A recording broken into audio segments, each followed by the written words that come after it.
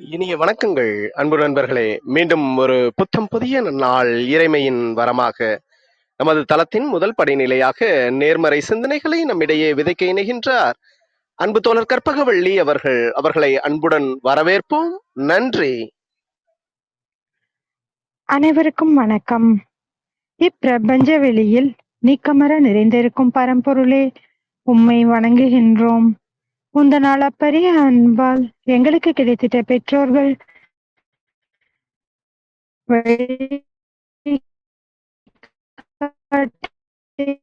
உறவினர்கள், நண்பர்கள், நன்றி.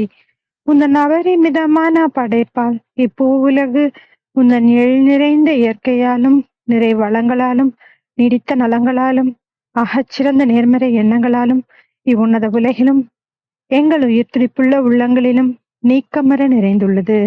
உந்தன் அளப்பரிய அன்பினாலும் அருளினாலும் ஆசீராலும் நாங்கள் ஒவ்வொருவரும் உயர்ந்த உன்னதமான வாழ்வியல் பயணத்தை நிறைவுடனும் நிம்மதியுடனும் அன்றாடம் மேற்கொண்டு வருகின்றோம், ஆகச் சிறந்த வழிகளில். இதனால் நாங்கள் இச்சமூகத்தின் இன்றியமையாதவர்கள் என்பதையும், சிறிய வழியில் பயணிக்கும் அளவிற்கு ஆக்கப்பூர்வமான வழிகளில் எங்களை அன்றாடம் புதுப்பித்து வருகின்றோம்.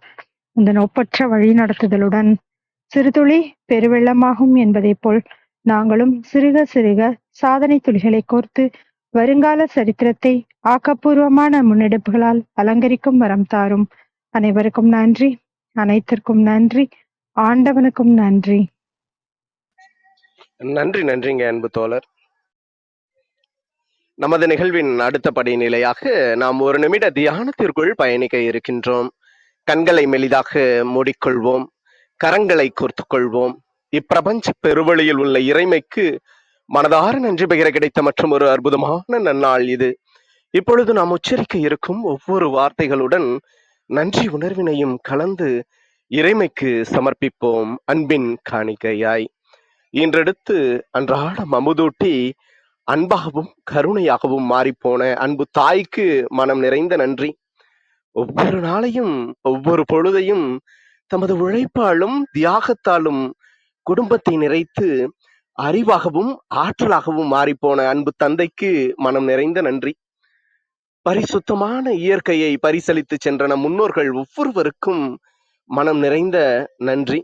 கற்பித்தல் என்னும் இனிய அனுபவங்கள் வாயிலாக அன்றாட பொழுதுகளை அர்த்தமுள்ளதாக்கும் ஆசிரிய பெருந்தகைகள் ஒவ்வொருவருக்கும் மனம் நிறைந்த நன்றி. இப்பிரபஞ்ச பூ உலகினுள் பயணித்து கொண்டிருக்கும் பயணிக்க இருக்கின்ற ஒவ்வொரு ஆன்மாக்களுக்கும் மனம் நிறைந்த நன்றி. உயிரற்ற பொருட்களாய் வாழ்வின் உடன் வழித்துணையாய் வாழ்வின் பாதையை என்றென்றும் நிறைக்கும் உயிரற்ற பொருட்களுக்கும் மனம் நிறைந்த நன்றி. இப்பிரபஞ்ச பூ உலகினை தமது பேரன்பாலும் பேரருளாலும் பேராசிராலும் ஆண்டு அரவணைத்து காத்து வரும் அந்த ஆண்டவனுக்கும் நன்றி. இப்பொழுது நமது சுவாசத்தின் ஓசையில் அது பயணிக்கும் பாதைகளில் நாமும் ஒரு நிமிடம் இணைந்து பயணிப்போம், நம் மூச்சின் சுவாசத்தினை சீர்மைப்படுத்தியவர்களாய்.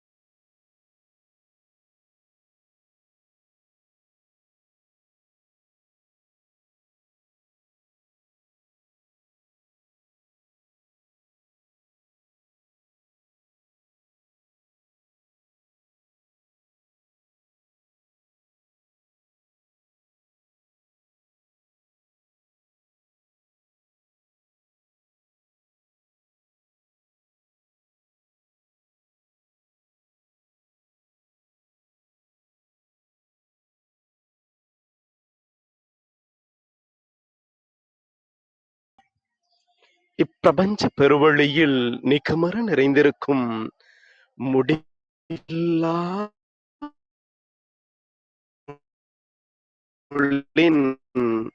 அன்போடும் அருளோடும் ஆசிரோடும் எங்கள் வாழ்வியல் சூழல் அன்றாடம் அர்த்தமுள்ள வகையில் சீருடனும் செம்மையுடனும் பண்பட்டு வருகின்றது. இதனால் இச்சமூகத்தின் சீரிய சிறந்த முன்மாதிரிகளாக நாங்கள் திகழ்வதோடு நில்லாமல் பல்வேறு சாதனைகளையும் அதன் வாயிலாக சரித்திரங்களையும் படைக்கும் அற்புத படைப்பாளிகளாக பரிணமிப்போம். இறைமைக்கு நன்றி.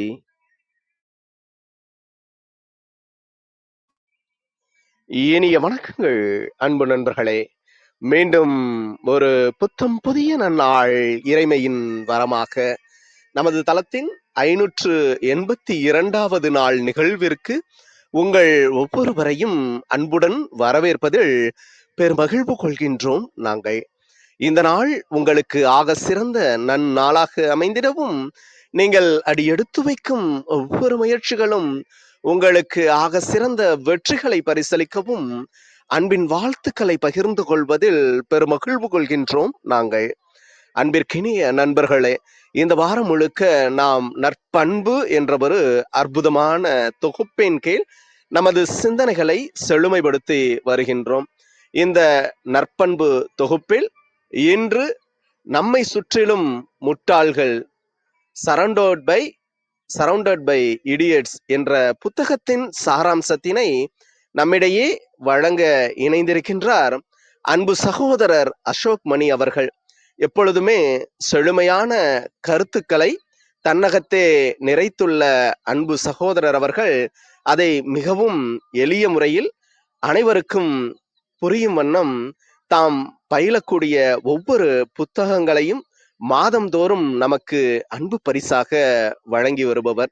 ஒவ்வொரு புத்தகத்தையும் நமக்காக ஒவ்வொரு மாதமும் படித்து அதிலுள்ள சாராம்சத்தினை நல்ல கருத்துக்களை நம்மோடு பகிர்ந்து கொண்டு நமது வாழ்வியல் வழித்தடங்களில் நாம் இன்னும் சிறக்க இன்னும் வாழ்வியல் வழிநிலைகளில் உயர வேண்டிய வழிமுறைகளை நமக்கு வழிகாட்டக்கூடிய ஒரு அன்புள்ளமாக இருக்கக்கூடிய அன்பு சகோதரர் அவர்களை சொல்லரங்க சொந்தங்களாகிய உங்கள் ஒவ்வொருவரின் சார்பிலும் சரித்திரம் படைப்போம் தளம் அவரை இந்நிகழ்விற்கு வருக வருக வருக என்று வரவேற்பதில் பெருமகிழ்வு கொள்கின்றது. வாருங்கள், அடுத்த 50 நிமிடங்கள் அற்புதமான சிறப்புரையில் இணைவோம். நமது வாழ்வியல் புத்தகத்தில் புத்தம் புதிதாய் இன்று மலர்ந்துள்ள புதியதோர் பக்கத்தின் அழகியதோர் அத்தியாயத்தினை அடுத்த 50 நிமிடங்கள் செழிப்புடையதாக்குவோம். நமது வாழ்வியல் வழிகளை இன்னும் செம்மைப்படுத்துவோம்.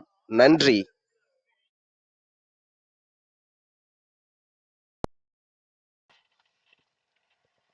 ஹலோ சார், கேக்குதுங்களா? கேக்குதுங்க அசோக், தொடரலாம். நன்றி. Okay, thank you. எல்லாருக்கும் காலை வணக்கம். ஸோ இன்னைக்கு இருந்துட்டு சரௌண்டட் பை இடியட்ஸ் அப்படிங்கிற இந்த புக்கை பற்றி தான் பேச போகிறோம். இந்த புக்கு எனக்கு எதுக்காக பிடிச்சதுன்னா, நம்ம ஏற்கனவே இதே அரங்கத்தில் ஒரு புக்கை பற்றி பேசியிருக்கோம். அந்த புக்கோட டைட்டில் இருந்துட்டு கரேஜ் டு பி டிஸ்லைக்டு அப்படின்ட்டு ஒரு புக்கை பற்றி. ஸோ அந்த புக்கோட ஒரே ஒரு லைன், அந்த புக் பேஸ் அப்படி என்னன்னு பார்த்தோம்னா, இந்த வேர்ல்டில் நடக்கிற எல்லா இஷ்யூக்கும் காரணம் ஒரு இன்டர்பர்சனல் ரிலேஷன்ஷிப் தான். ஸோ நம்ம மற்றவங்க கிட்ட பேசுகிற நம்மளோட மெயின்டைன் பண்ணுற நம்மளோட ரிலேஷன்ஷிப் தான் நம்மளோட எல்லா பிரச்சனைக்கும் காரணம் அப்படிங்கிற மாதிரி கொண்டு போவாங்க. ஸோ அப்படியே அதை பற்றி நிறைய படிச்சுட்டு இருக்கும்போது பார்த்துட்டு இருக்கும்போது ஒரு ஐடியா கிடைச்சது, இந்த புக்கை பற்றி தெரிய வந்தது. ஸோ எல்லா பிரச்சனைக்கும் காரணம் ஒரு ரெண்டு மனுஷங்களுக்கு, அதாவது நமக்கும் வேற ஒரு மனுஷனுக்கும் நடக்கிற ஒரு பிரச்சனை தானே. அப்போ அந்த பேசுகிற விதம் இல்லைன்னா நம்ம பழகுற விதத்தில் ஏதோ ஒரு ப்ராப்ளம் இருக்கும் அப்படிங்கிற மாதிரி. ஸோ அப்போ தான் இந்த புக்கை பற்றி தெரிய வந்து இந்த புக்கை வாங்கி படித்தேன்.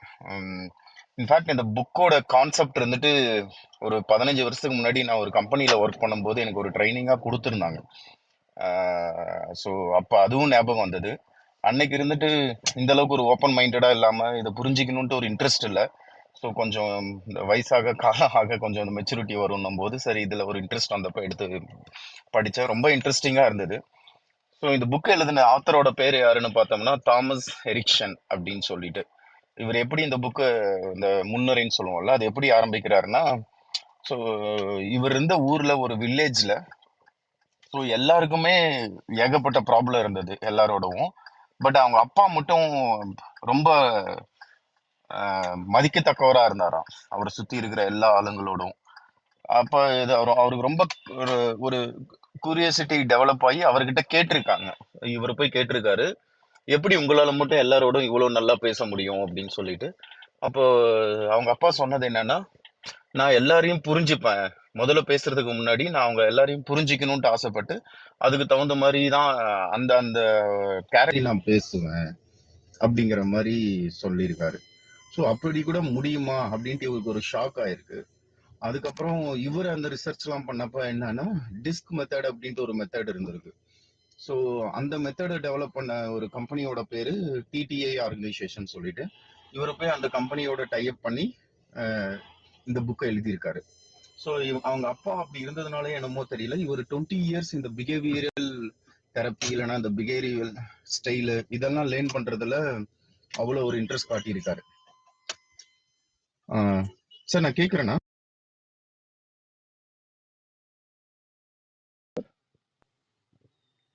அசோக் கேக்குதுங்க, நீங்க கேக்குது தொடரலாம். ஓகே ஓகே நன்றி. தேங்க்ஸ். ஸோ அப்போ அந்த டிடிஐ கம்பெனியோட இவர் போயிட்டு டெவலப் பண்ணி அவர் பண்ண ஒரு ஒர்க்கை தான் இந்த புக்கை நாங்கள் எழுதணும் அப்படின்னு சொல்லிட்டு சொல்றாரு.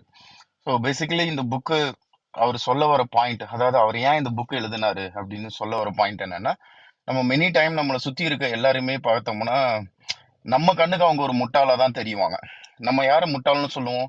நம்ம சொல்றது புரிஞ்சிக்கவே மாட்டேங்கிறாங்க அப்படிங்கிற ஒரு கேரக்டரை பார்க்கும்போது நமக்கு முட்டாளடா அவன் அப்படின்ட்டு நமக்கு ஒரு தாட் ப்ராசஸ் வரும். ஸோ இந்த ஃபீலிங் வரத்துக்கு காரணம் அவர் என்ன சொல்ல வர்றாருன்னா, நம்ம இருந்துட்டு ஒருத்தங்க கிட்ட போயிட்டு ஒரு விஷயத்த என்ன விஷயம் சொல்லணும்ட்டு நம்ம ப்ரிப்பேர் பண்றதுல காட்டுற இன்ட்ரெஸ்ட், நம்ம சொல்ற விஷயம் ஆப்போசிட்ல இருக்கவங்க எப்படி எடுத்துப்பாங்க அப்படின்னு சொல்லிட்டு நம்ம யோசிக்கிறதே இல்லை அப்படிங்கிறாங்க. ஏன்னா நம்ம எந்த விஷயம் சொன்னாலும் ஆப்போசிட்ல இருக்கிறவங்க எடுத்துக்கிற விஷயம் எப்படின்னா, அவங்களோட லைஃப் எக்ஸ்பீரியன்ஸ், அவங்களோட பர்செப்ஷன், அதுக்கு தகுந்த மாதிரி நம்ம சொல்ற விஷயத்த ஃபில்டர் பண்ணி அவங்க பிரெயின் என்ன சொல்லுதோ அதை தான் ஸ்டோர் பண்ணிப்பாங்க அப்படிங்கிற மாதிரி சொல்றாங்க. அதுக்கப்புறம் இது ஒரு பாயிண்ட். ரெண்டாவது ஒரு பாயிண்ட் என்னன்னா, இந்த உலகத்துல இருக்க எல்லாருமே யூனிக். நம்மள மாதிரி ரொம்ப ரொம்ப ரேரா தான். இப்போ அசோக்னு ஒருத்தர் இருக்கானா, என்னோட பிஹேவியர்ல இருக்கிற 100% ஒத்து போற ஆளுன்னு பார்த்தோம்னா கோடியில ஒரு ஆளு கூட இருக்காது அப்படின்ட்டு. ஸோ இந்த உலகத்துல எத்தனை மில்லியன் பீப்புள் இருந்தாலும் எல்லாருமே ஒரு டிஃப்ரெண்ட் டிஃப்ரெண்ட் டிஃப்ரெண்ட் டைப்பு. அதனால நான் ஒரு விஷயத்தை எப்படி பார்க்கறேனோ அது அவசியம் கிடையாது ஆப்போசிட்ல இருக்கவங்களும் அதே மாதிரி பார்க்கணும்ட்டு பார்க்கவும் மாட்டாங்க. அதுதான் ஒரு நிதர்சனமான உண்மை அப்படிங்கிற மாதிரி சொல்றாரு. சரி, இப்படி இருக்கும்போது அவங்க அப்பா எப்படி எல்லாருக்கும், இந்த உலகத்துல எத்தனையோ கோடி பீப்புள் இருக்காங்க, அவங்க எல்லாருமே கோடி டைப்பான டிஃப்ரெண்ட் ஆளுங்க. ஸோ அவங்க கிட்ட போயிட்டு இவரால எப்படி அப்பா அவருக்கு இத்தனை ஸ்டைல் தெரிஞ்சதா அப்படின்னு கேட்டோம்னா, அதுக்கு இவர் சொல்ற பதில் என்னன்னா, இந்த உலகத்துல எத்தனை கோடி பேர் இருந்தாலும் அதுல நீங்க இருந்துட்டு ப்ராப்பரா அனலைஸ் பண்ணீங்கன்னா அந்த அத்தனை கோடியும் ஒரு 90% அவங்களோட பிஹேவியர் ஸ்டைல் மேட்ச் ஆகுறது பார்த்தோம்னா 4 ஸ்டைல் அப்படின்னு தான் சொல்றாரு அவரு. ஸோ அதுக்கு அவர் சில கலர் கோடிங்கும் கொடுத்துருக்காரு. ஸோ அவர் கொடுத்துருக்கிற கலர் கோடிங்னா என்னன்னா, ரெட், எல்லோ, கிரீன், ப்ளூ அப்படின்னு சொல்லிட்டு 4 colour coding. So red, yellow, green, blue, இது இந்த 4 கலர் கோடிங்கும் கொஞ்சம் ஞாபகம் வச்சுக்கோங்க. ஏன்னா அடுத்த ஒரு 20-30 நிமிஷத்துக்கு நம்ம பேசுறது எல்லாமே இது ரிப்பீட்டடாக தான் இருக்கும். ரெட், எல்லோ, கிரீன், ப்ளூ, இந்த 4 கலர் கோடிங். ஓகே, இந்த 4 கலர் கோடிங் என்ன அப்படின்ட்டு பார்த்தோம்னா, இந்த 4 கலர் கோடிங்க அவர் எதை பேஸ் பண்ணி டிசைட் பண்றாருன்னா 4 பிஹேவியல் ஸ்டைல். அதாவது நம்ம எப்படி பிஹேவ் பண்றோம் ஒரு சுச்சுவேஷன்ல அப்படின்னு சொல்லிட்டு. ஸோ அவர் பேசுற 4 பிஹேவியரல் ஸ்டைல் என்னன்னா, ஒன்னு இருந்துட்டு டாஸ்க் ஓரியன்டட் பீப்புள்னு சொல்றாரு. அடுத்த பிஹேவியர் எக்ஸ்ட்ரோவர்ட்ஸ் அப்படின்ட்டு. மூணாவது இருந்துட்டு ரிலேஷன்ஷிப் ஓரியன்டட். அதுக்கப்புறம் இன்ட்ரோவர்ட்ஸ் அப்படின்னு சொல்லிட்டு. ஸோ டாஸ்க் ஓரியன்டடுக்கு அவர் கொடுக்குற டெஃபினேஷன் என்னன்னா, இவங்க இருந்துட்டு எப்ப பார்த்தாலும் வேலை வேலை வேலைங்கிறத விட டாஸ்க், இந்த காரியத்துல கண்ணா இருப்பாங்க அப்படிங்கிற மாதிரி சொல்லுவோம்ல, அந்த மாதிரி ஒரு டைப். எக்ஸ்ட்ரோவர்ட் நிறைய பேசுவாங்க, லொடன்னு பேசிக்கிட்டே இருக்கான் அப்படின்னு சொல்லுவாங்கல்ல, அந்த மாதிரி ஒரு டைப். மூணாவது ரிலேஷன்ஷிப், எதை பண்ணாலும் அண்ணா என்ன நினைச்சிருவாரு, அப்பா என்ன நினைச்சிருவாரு, ஒய்ஃப் என்ன நினைச்சிருவாருன்னு யோசிச்சுக்கிட்டே இருப்பாங்க தெரியுங்களா, அந்த மாதிரி ஒரு டைப். இன்ட்ரோவெர்ட்டுங்கிறது அகைன், இவன் என்ன பேசினாலும் பேசவே மாட்டேங்கிறான்டா, அவ்வளோ காமா இருக்கான், அவ்வளோ அமைதியா இருப்பான்னு நம்ம யாரையாவது சொல்லுவோம்ல. ஸோ இந்த மாதிரி. ஸோ மறுபடியும் ஜஸ்ட் நான் அந்த 4 பிஹேவியரும் இன்னொரு டைம் சொல்லிடுறேன். டாஸ்க் ஓரியன்ட், எப்போ பாரு வேலை இல்லைன்னா காரியத்திலே கண்ணா இருப்பான் அப்படின்ற மாதிரி. ரெண்டாவது எக்ஸ்ட்ரோவர்ட்ஸ், நிறைய பேசுவாங்க. மூணாவது ரிலேஷன்ஷிப் ஓரியன்ட், சொந்தம் நண்பர்கள் இவங்க தான் முக்கியம், வேலைலாம் பின்னாடி, அதுக்கு அவங்களுக்காக என்ன வேணாலும் பண்ண ரெடியா இருக்க டைப் அப்படிங்கிற மாதிரி ஒரு குரூப். மூணாவது இன்ட்ரோவர்ட்ஸ் அப்படிங்கிறது அவ்வளவா பேசவே மாட்டாங்க, ரொம்ப காமான பீப்புள் அப்படின்னு சொல்லிட்டு நம்ம டிஃபைன் பண்ற ஆளுங்க. சரி, ஓகே. இப்போ இந்த 4 பிஹேவியர் பார்த்துட்டோம். இந்த 4 பிஹேவியர்ல 2 பிஹேவியர் சேரும்போது ஒரு கலர் வருது அப்படின்னு சொல்றாரு அவரு. So for example task orient, வேலையிலே கண்ணா இருப்பாங்க, ரொம்ப வேலை வேலைன்னே சொல்லுவாங்க.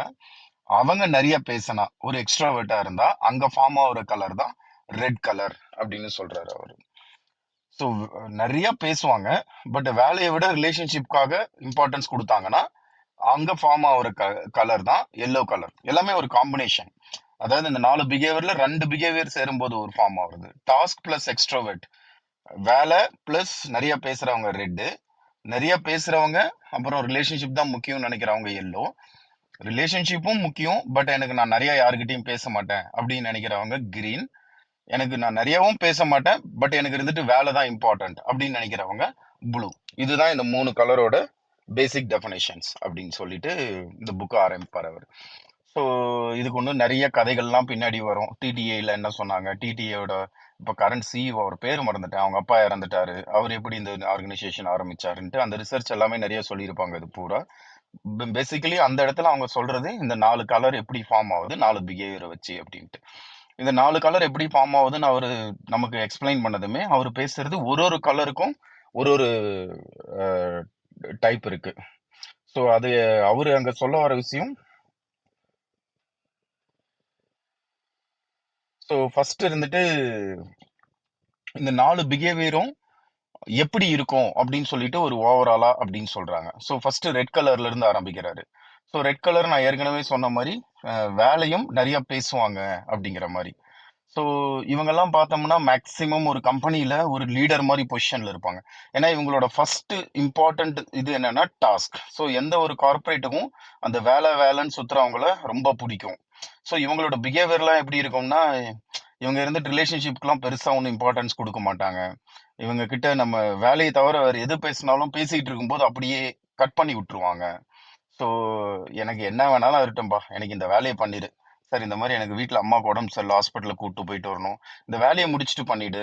இல்லைன்னா நீ ஏன் உன்னோட ஃப்ரெண்டு யாரையாவது அமுச்சு விடக்கூடாது, வீட்டில் வேற யாரும் இல்லையா, இந்த மாதிரிலாம் ஒரு பயங்கரமா வேலை வேலை வேலை அப்படின்னு சொல்லிட்டு மட்டுமே பேசுற ஒரு ஆளு. ஸோ இவர்கிட்ட போயிட்டு நம்ம இருந்துட்டு ஒரு பாசமோ இல்ல ஒரு ரிலேஷன்ஷிப் பத்தியோ ஒண்ணுமே இவர்கிட்ட எதிர்பார்க்க முடியாது அப்படிங்கிற மாதிரி போகும். ஸோ ரெட் கலருக்கு அவர் கொடுக்குற எக்ஸாம்பிள்ஸ்லாம் ஸ்டீவ் ஜாப் அப்படின்ட்டு ஈவன் மதர் தெரேசாவை அவர் வந்துட்டு ஒரு டாஸ்க் ஓரியன்ட் பர்சன் சொல்றாரு. ஏன்னா மதர் தெரேசா அவ்வளோ அன்பா இருந்தா கூட அவங்களுக்கு இருந்துட்டு அந்த அன்பு மூலமா அவங்களோட டாஸ்க் தான் அவங்க அச்சீவ் பண்ணணும்னு பார்த்தாங்க அப்படின்னு சொல்லிட்டு. ஸோ அந்த மாதிரி நிறைய எக்ஸாம்பிள்ஸ் அவர் ஆஃபீஸில் நடக்கிற எக்ஸாம்பிள்ஸ். ஸோ பேசிக்கலி ஓவராலாக அவர் சொல்ல வர்றது என்னன்னா, அந்த ரெட் கலர்னா அவங்க இருந்துட்டு பார்க்கறதுக்கு ரொம்ப ரூடான ஆளுங்களா இருப்பாங்க, அவங்க கிட்ட எந்த ஒரு பர்சனல் விஷயமும் நீங்க பேசாதீங்க அப்படிங்கிற மாதிரி கொண்டு போவார். அதுக்கப்புறம் அவர் பேசுற ஒரு கலர் எதுன்னா எல்லோ. ஸோ எல்லோ ஆளுங்க எப்படின்னா, நான் ஏற்கனவே சொன்ன மாதிரி நிறைய பேசுவாங்க பட் ரிலேஷன்ஷிப் தான் காரணம்ட்டு. இந்த எல்லோ டைப் இருந்துட்டு ஒரு பயங்கரமான பேசுற ஒரு ஆளு, எந்த மாதிரி ஒரு ஆளையும் கன்வின்ஸ் பண்ணக்கூடிய ஒரு ஆளு. ஏன்னா இவங்களுக்கு இருந்துட்டு நேச்சுரலாவே அந்த பேசுற திறமையும் ஒருத்தர் ரொம்ப அழகா பேசுறாரு, அப்புறம் சேம் டைம் அவர் என் மேல ரொம்ப ஒரு அக்கறையோட இருக்காரு அப்படிங்கிற ஒரு கான்செப்ட் வரும்போது ஆப்வியஸ்லி நமக்கு எல்லாருக்குமே அவங்கள பிடிக்க ஆரம்பிக்கும். ஸோ இவங்க இருந்துட்டு புதுசு புதுசா நிறைய ஐடியா கொடுத்துக்கிட்டே இருப்பாங்க. ஸோ இவங்க கிட்ட ஒரு ரூம்ல இருக்காங்கன்னா, இவங்க வந்தாங்கன்னா அந்த ரூமே பயங்கர ஒரு எனர்ஜெட்டிக் ஆயிடும். இன்ஃபேக்ட் அவர் ஒரு இடத்துல சொல்லியிருப்பாரு, ஒரு பார்ட்டி நடக்குது அப்படிங்கிற ஒரு ஏரியாவுல எல்லோ ஆள் வர வரைக்கும் அந்த பார்ட்டியே ஒரு களை கட்டல. நம்ம கூட சொல்லுவோம் அந்த கல்யாணத்துல இந்த மாதிரி டயத்துலலாம், நீ வந்த பின்னாடி தான்டா இடமே களை கட்டுதுன்னு யாரையாவது பார்த்து சொன்னோம்னா அவர் இருந்துட்டு எல்லோ டைப். ஏன்னா அவர் இருந்துட்டு நிறைய ஜாலியா பேசி எப்ப பாரு சிரிச்சுக்கிட்டே இருப்பாரு அவரு. அவர் லைஃப்ல பெருசா ஒண்ணும் எதுவும் நடந்திருக்காது. இன்ஃபேக்ட் அதையும் சொல்லியிருப்பார், லாஸ்ட் 1 மந்தா ஒரு பெரிய விஷயமும் நடக்கலனாலும் அவர் எப்ப பார்த்தாலும் ஹாப்பியாவே இருப்பாரு. ஓகே, ஃபார் எக்ஸாம்பிள் ஒரு ஆனந்தன் சார் எல்லோ அப்படின்னு சொன்னோம்னா, அவரு ஆனந்தன் சார் தானே சொல்லிக்கலாம் விடு. ஆனா ரெட்டு கிட்ட அந்த மாதிரி ஒரு தைரியம் வராது. என்னன்னாலும் போய் சொல்லிடலாம் அப்படின்ட்டு. பட் எல்லோவை பார்க்கும்போது நமக்கு ஒரு அந்த தைரியம் வரும். ஸோ ஆனந்தன் சார் தானே சொல்லிக்கலாம் அப்படிங்கிற மாதிரி ரொம்ப ஒரு ஜாலியான கேரக்டர்ன்ற மாதிரி ஒரு கம்ப்ளீட்டா அந்த புக்கு பூரா அந்த அந்த சாப்டர் பூரா அவரை பத்தி சொல்லிக்கிட்டு இருப்பாரு. ஸோ இதுதான் எல்லோ. ஸோ எல்லோன்றது மறுபடியும் சொல்றேன், யார் நிறைய பேசுவாங்க, அப்புறம் ரிலேஷன்ஷிப்க்கு இம்பார்ட்டன்ட் கொடுக்குற ஒரு டைப் அப்படின்ட்டு. அதுக்கப்புறம் இருக்கிற டைப் பார்த்தோம்னா கிரீன் சொல்லிட்டு சொல்லுவாரு. இந்த கிரீன் இருந்துட்டு இன்ஃபேக்ட் இவர் டிஸ்கிரைப் பண்ற விதம், இவர் முடிக்கிற விதம் எப்படி இருக்கும்னா, இந்த உலகத்துல நம்ம மீட் பண்ற நம்மளை சுத்தி இருக்க நிறைய பேர் கிரீன்ல தான் வருவாங்க. இவங்க என்னன்னா அவ்வளவா பேச மாட்டாங்க, பட் ரிலேஷன்ஷிப் தான் இம்பார்ட்டன்ட். ஏன்னா நம்ம பல டைம் என்னன்னா நமக்கு பிடிக்குதோ இல்லையோ, சரி இதை நம்ம பண்ணலைன்னா ஆப்போசிட்ல இருக்கவங்க நம்மளை என்ன நினைப்பாங்க, அவங்க நம்மளை பத்தி தப்பா நினைச்சுப்பாங்க, இல்லைன்னா அவங்க ஃபீல் பண்ணுவாங்க அப்படின்ட்டு. இன்ஃபேக்ட் 2, 3 எக்ஸாம்பிள் எல்லாம் கூட நம்ம தமிழ்நாட்டுக்கு தகுந்த மாதிரி நம்ம போட்டோம்னா ரொம்ப ஜாலியா இவரை பத்தி என்ன சொல்லியிருப்போம்னா, ஒருத்தர் வந்துட்டு காக்கா வெள்ளை அப்படின்னு சொன்னாங்கன்னா, இவங்க இருந்துட்டு என்ன சொல்லுவாங்கன்னா, காக்கா கருப்புங்கிறது ஒரு நிதர்சனமான உண்மை தெரிஞ்சா கூட, நான் காக்கா கருப்புன்னு சொல்லி, அதனால அவங்க மனசு அந்த வெள்ளைன்னு சொன்னவங்க மனசு அஃபெக்ட் ஆயிடுச்சுன்னா, அவங்க ஃபீல் பண்ணாங்கன்னா என்ன பண்றதுன்னு சொல்லிட்டு, "ஓ, அப்படிங்களா? எங்கேயாவது இருந்திருக்கும். நான் சரியா இது வரைக்கும் பார்க்கல" அப்படின்னு சொல்லிட்டு சொல்லுவாங்க. ஸோ அந்த மாதிரி ஒரு டைப். ஆனா இவங்க கிட்ட என்னன்னா, ஒரு வேலைய குடுத்தோம்னா, ஆ நம்ம இருந்துட்டு நம்பலாம் இவங்கள. ஸோ ஆனா இவங்களுக்கு ஒரு வேலை குடுக்கும்போது நம்ம எப்படி குடுக்கணும்னா, "நீ இத பண்ணிரு" அப்படின்னு சொல்லக்கூடாது. "நீ இத பண்ணிடு. இத பண்றதுக்கு இதுதான் ஸ்டெப்பு. இந்த ஸ்டெப்ல இந்த பிரச்சனை வரும். நீ அது இந்த மாரி ஹேண்டில் பண்ணுன்ட்டு" ஒரு டீட்டெயில்டா ஒரு பிக்சர இவங்களுக்கு நம்ம குடுத்துட்டோம்னா, அதுக்கப்புறம் நீங்க அந்த வேலைய பத்தி மறந்துரலாம். ஏன்னா, அவங்க பாட்டுக்கு அவங்க வேலைய செஞ்சுட்டு இருப்பாங்க. யார் வம்பு தும்புக்கும் போகாம, யார் மனசும் கஷ்டப்படுத்தாம, வேலையும் முடிஞ்சிரும். ஆனா லேட்டா முடியும். அந்த அக்செப்டன்ஸ் உங்களுக்கு இருக்கணும் அப்படின்னு சொல்லுவாங்க. இன்ஃபாக்ட் எல்லோ பத்தி இன்னொரு விஷயம் சொல்ல மறந்துட்டேன். நான் ரெட்ட பத்தி ஏற்கனவே சொல்லிட்டேன். வேலை. எனக்கு என்ன நடந்தாலும் அப்பா, அம்மாவுக்கு ஹாஸ்பிட்டலே போனாலும் இந்த வேலைய முடிச்சு குடுத்துட்டு போயிருன்னு சொல்ற ஆளு. எல்லோ எப்படின்னா, இவ்ளோ ஜாலியா வச்சுக்கிட்டா கூட, ஒரு வேலைய எடுப்பாரு அவரு. எடுக்கும்போது பயங்கர ஒரு எந்தூசியாஸ்டிக்கா, ஒரு இன்ட்ரெஸ்ட்டா, ரொம்ப ஒரு ஆர்வமா அந்த வேலைய ஆரம்பிப்பாரு. பட் என்னன்னா, உடனே அவருக்கு போர் அடிக்க ஆரம்பிச்சுருமா அந்த வேலை. கொஞ்ச நேரத்திலேயே. ஸோ, அப்ப அதனால நீ எல்லோ கிட்ட ஒரு வேலை குடுத்துட்ட அப்படின்னு நெனச்சோம்னா, அதாவது ஒரு டீம்ல ஒரு எல்லோ ஆள் இருக்காருன்னா, ஸோ எனிவே எல்லோ கிட்ட குடுத்துட்டோம்ல, அவனுக்கு தான் எக்ஸ்ப்ளைன் பண்ணிட்டோம். அவன் பண்ணிடுவான் அப்படின்னு நம்பாதீங்க அவன. ஒரு 6 மாசம், அதாவது கொஞ்ச நாள் கழிச்சு அவன செக் பண்ணிக்கிட்டே இருங்க அந்த வேலை நடக்குதான்ட்டு. ஏன்னா, அவன் எந்த அளவுக்கு எந்தூசியாஸ்டிக்கா ஒரு விஷயம் எடுத்து அவன் பண்றானோ, அந்த அளவுக்கு சீக்கிரமா போர் அடிச்சுரும் அப்படிங்கிற மாரி சொல்லுவாங்க. அடுத்தது ரெட் முடிஞ்சது, எல்லோ முடிஞ்சது, கிரீன் முடிஞ்சது. இப்ப இருந்துட்டு ப்ளூ பத்தி பேசலாம். ப்ளூ யாரு? அவ்வளவா பேச மாட்டாரு. சேம் டைம் டாஸ்க், வேலைன்னு தான் இம்பார்ட்டன்ட் நினைக்கிற ஆளு. ஸோ இவர் எப்படின்னா, இவரையும் நம்பலாம். சில இடத்துல லீடரா இருப்பாங்க. பட் எனக்கு எல்லா டீட்டெயிலும் வராம நான் இருந்துட்டு இந்த வேலையை பண்ண மாட்டேன், இந்த வேலையை ஸ்டார்ட் பண்ண மாட்டேன்ட்டு. இப்போ இவரை நம்ம ரியல் லைஃப்ல எப்படி பார்ப்போம்னா, நம்ம இருந்துட்டு ஏதாவது ஒரு விஷயம் சொல்லிட்டு இருப்போம். 4 பேர் உட்காந்துட்டு, ஓகே இப்போ எதை பத்தி பேசலாம், ஓகே கடல் பத்தி பேசுறாங்கன்னு வச்சுக்கோங்களேன். யாராவது கடல் பத்தி இப்படி சொல்லிட்டு இருக்காங்க, கடல்ல இப்படி இருக்கும் அப்படின்ற மாதிரி மேலோட்டமா பேசிட்டு இருக்காங்கன்னா, நம்ம ஆளு வருவாரு ப்ளூ. வந்துட்டு அவர் எப்படி தெரியுமா சொல்லுவாருங்களா, ஆக்சுவலி இந்த உலகத்துல அதான் அந்த 4ல 3 பங்கு கடல் தான் இருக்கு. இதுக்கு காரணம் என்னன்னா அப்படின்னு சொல்லிட்டு ஒரு 500 வருஷத்துக்கு முன்னாடி ஆரம்பிச்ச கதையில இருந்து இன்னைக்கு கடல்ல எப்படி இப்படி மாறிட்டு இருக்கு, என்னென்ன மீன் கிடைக்குது, அந்த மாதிரி கடலை பத்தி கம்ப்ளீட் டீட்டெயிலும் உங்ககிட்ட பேசுவாராம். உங்களுக்கு இன்ட்ரெஸ்ட் இருக்கா இல்லையோ, அவர் நிறைய பேச மாட்டாரு. பட் ஆனா அந்த டீட்டெயில் பத்தி பேச ஆரம்பிச்சாருன்னா அவ்வளவு ஒரு எனர்ஜெட்டிக்கா அவ்வளோ பேசுவாராம். அந்த டீட்டெயில் உங்களுக்கு தேவையா இல்லையா அதை பத்தி எதுவுமே கவலைப்பட மாட்டாரு. அவருக்கு தெரியும் அந்த டீட்டெயில் அப்படிங்கிற மாதிரி. அதை பத்தி தப்பா யாராவது பேசினா, அதாவது இவர் எப்படின்னா, இவர் அப்ரிசியேஷனும் இவருக்கு, நம்ம இந்த விஷயம் பேசணும்னா நம்மள ஒரு அறிவாளின்னு நினைப்பாங்களேன்ட்டு சொல்ற ஆள் கிடையாது. அது எல்லோ. ப்ளூ இருந்துட்டு என்னன்னா, நம்ம இந்த விஷயம் தெரியும் நமக்கு, ஆனா இவங்க தப்பா பேசிட்டு இருக்காங்க, இவங்களை கரெக்ட் பண்ணி ஆகணும் அப்படிங்கிற மாதிரி ஒரு இன்டென்ஷன்ல பேசுவாங்க. கேட்கறவங்களுக்கு போர் அடிக்குதா இல்லையா அப்படின்ட்டு ஃபீல் பண்ணவே மாட்டாரு. ஸோ அப்படி பேசுவார் அவரு. சேம் டைம் அவர்கிட்ட ஏதாவது போய் ஒரு வேலை பண்ணணும், இல்லை ஒரு வேலை ஆகணும்ட்டு நம்ம நிக்கிறோம்னா, இப்போ நம்ம பாஸ் ஒரு ப்ளூவா இருந்தா அவர்கிட்ட போய் எனக்கு இதை பண்ணணும் அப்படின்னு நீங்க நார்மலா சொல்லிட முடியாது. அப்படி சொல்லும்போது அவர் அதுல இருந்து நிறைய டேட்டா கேட்பாரு. ஸோ ஸோ ஏன் இது இப்படி பண்ணணும், ஏன் அப்படி மாத்தி பண்ணக்கூடாது, இது இது பண்றதுனால உனக்கு என்ன அட்வான்டேஜ், இதுக்கு என்ன ப்ரூஃப் வச்சிருக்க, இதுக்கு என்ன டேட்டா வச்சிருக்க, இதுக்கு நீ எப்படி இது பிலீவ் பண்ற அப்படின்னு நிறைய கொஸ்டின் கேட்டு டேட்டா கேட்டு கொண்டுருவாங்களாம் அவங்க. ஸோ ப்ளூ இருந்துட்டு எப்பயுமே இப்படிதான். ஸோ அதனால ப்ளூக்கு ஏதாவது ஒரு வேலை கொடுக்கணும்னு நீங்க நினைச்சீங்கன்னா கம்ப்ளீட் டேட்டா கொடுத்துருங்க ஃபர்ஸ்ட். இல்லைன்னா அவர் டேட்டா கேட்டே ரொம்ப டைம் வேஸ்ட் பண்ணுவாரு. அவரை பத்தி புரிஞ்சுக்கிட்டு இதான்பா வேலை, இதான் இதுக்கு இருந்துட்டு பேக்ரவுண்ட் ஒர்க்கு, இதை வச்சு நீ பண்ணு அப்படின்னு சொன்னோம்னா ப்ளூவையும் நம்பலாம். ஸோ ஏன்னா இந்த ப்ளூவும் கிரீனும் அவ்வளோவா பேசாதனால அவங்களுக்கு இருக்கிற ஒரே ஒரு மோட்டிவ், ஒரு டைம் பாஸ் என்னன்னா ஒர்க்ல கொஞ்சம் ஃபோக்கஸ்டா இருப்பாங்க அப்படிங்கிற மாதிரி. ஸோ இந்த 4 விதமா 4 கேரக்டர் சொல்லிட்டோம். அப்போ நமக்கு இமீடியட்டா நமக்கு என்ன தோணும்னா, ஓ ரெட் இருந்துட்டு ஒரு சரியான லீடரு, எல்லோ இருந்துட்டு அவர் இருந்தாருன்னா எல்லாருமே ஜாலியா வச்சுக்கிட்டு இருப்பாரு, கலகலப்பா வச்சிருப்பாரு, கிரீன் இருந்துட்டு எல்லாருமே ரொம்ப டேக் கேர் பண்ணிக்கிட்டு அவர் உண்டுன்னு அவர் வேலை உண்டுன்னு பண்ணுவாரு. ப்ளூ கிட்ட கொடுத்தோம்னா அந்த ஒர்க் ரொம்ப டீடைல்டா ரொம்ப குவாலிட்டியா இருக்கும்ல அப்படின்னு நினைச்சு உடனே சந்தோஷப்படாதீங்க அப்படி அப்படிங்கிறாரு. ஸோ அவர் அதுக்கு சொல்ற ரீசன் என்னன்னா, no one is perfect in this world. So இந்த 4 கலருக்கு இவ்வளோ அட்வான்டேஜ் இருந்தா கூட இந்த 4 கலருக்குமே ஒரு ஒரு டிராபேக்ஸும் இருக்கு. ஒரு ஒரு டிராபேக் இல்ல, நிறைய டிராபேக்ஸ், பட் பொதுவான சில டிராபேக்ஸ் இருக்கு. ஃபார் எக்ஸாம்பிள், நீங்க ஒரு ரெட், இப்போ நான் இந்த ஸ்டோரி சொல்லும்போது யாராவது ரெட்டா இருந்தீங்கன்னா உங்களுக்கு ஒரு ஃபீல் வரும். மேபி இந்த புக் படிக்கும்போது, ஏன்னா ரெட்டுக்கு மட்டுமே ஒரு 11 பேஜ் எழுதி வச்சிருக்காரு அவரு. ஸோ இந்த 10-11 பேஜ் படிக்கும்போது படிக்க படிக்க நமக்கு ஒரு ஈகோ பூஸ்ட் ஆகும். ஆக்சுவலி ரெட் இருந்துட்டு ரொம்ப ஈகோயிஸ்டிக்கும் கூட. அவங்க ரொம்ப ஈகோயிஸ்டிக்கா எனக்கு தான் எல்லாமே தெரியும் அப்படின்னு நினைக்கிற ஒரு டைப். ஸோ நம்ம நினைப்போம், ஓ லுக்ஸ் லைக், இப்போ நான் ஒரு ரெட்டுன்னு வச்சுக்கோங்களேன், நான் படிக்க படிக்க எனக்கு ஒரு ஐடியா, ஒரு ஃபீலிங் வரும். ஓ நான் பரவாயில்ல, நான் ஒரு பெரிய லீடர் போல் இருக்கு, நான் எல்லாரையும் மிரட்டிடுவேன், எல்லா இடத்தையும் கண்ட்ரோல் பண்ணிடுவேன் போல இருக்கு அப்படிங்கிற ஒரு ஃபீலிங்கு எனக்கு இருக்கும். பட் என்ன ஆப்போசிட்ல இருக்கவங்க எப்படி பாக்குறாங்கன்றது முக்கியம். இங்கதான் சரௌண்டட் பை முட்டாள், அந்த இடியட்ஸ் அப்படிங்கிற அந்த டாபிக் வருது.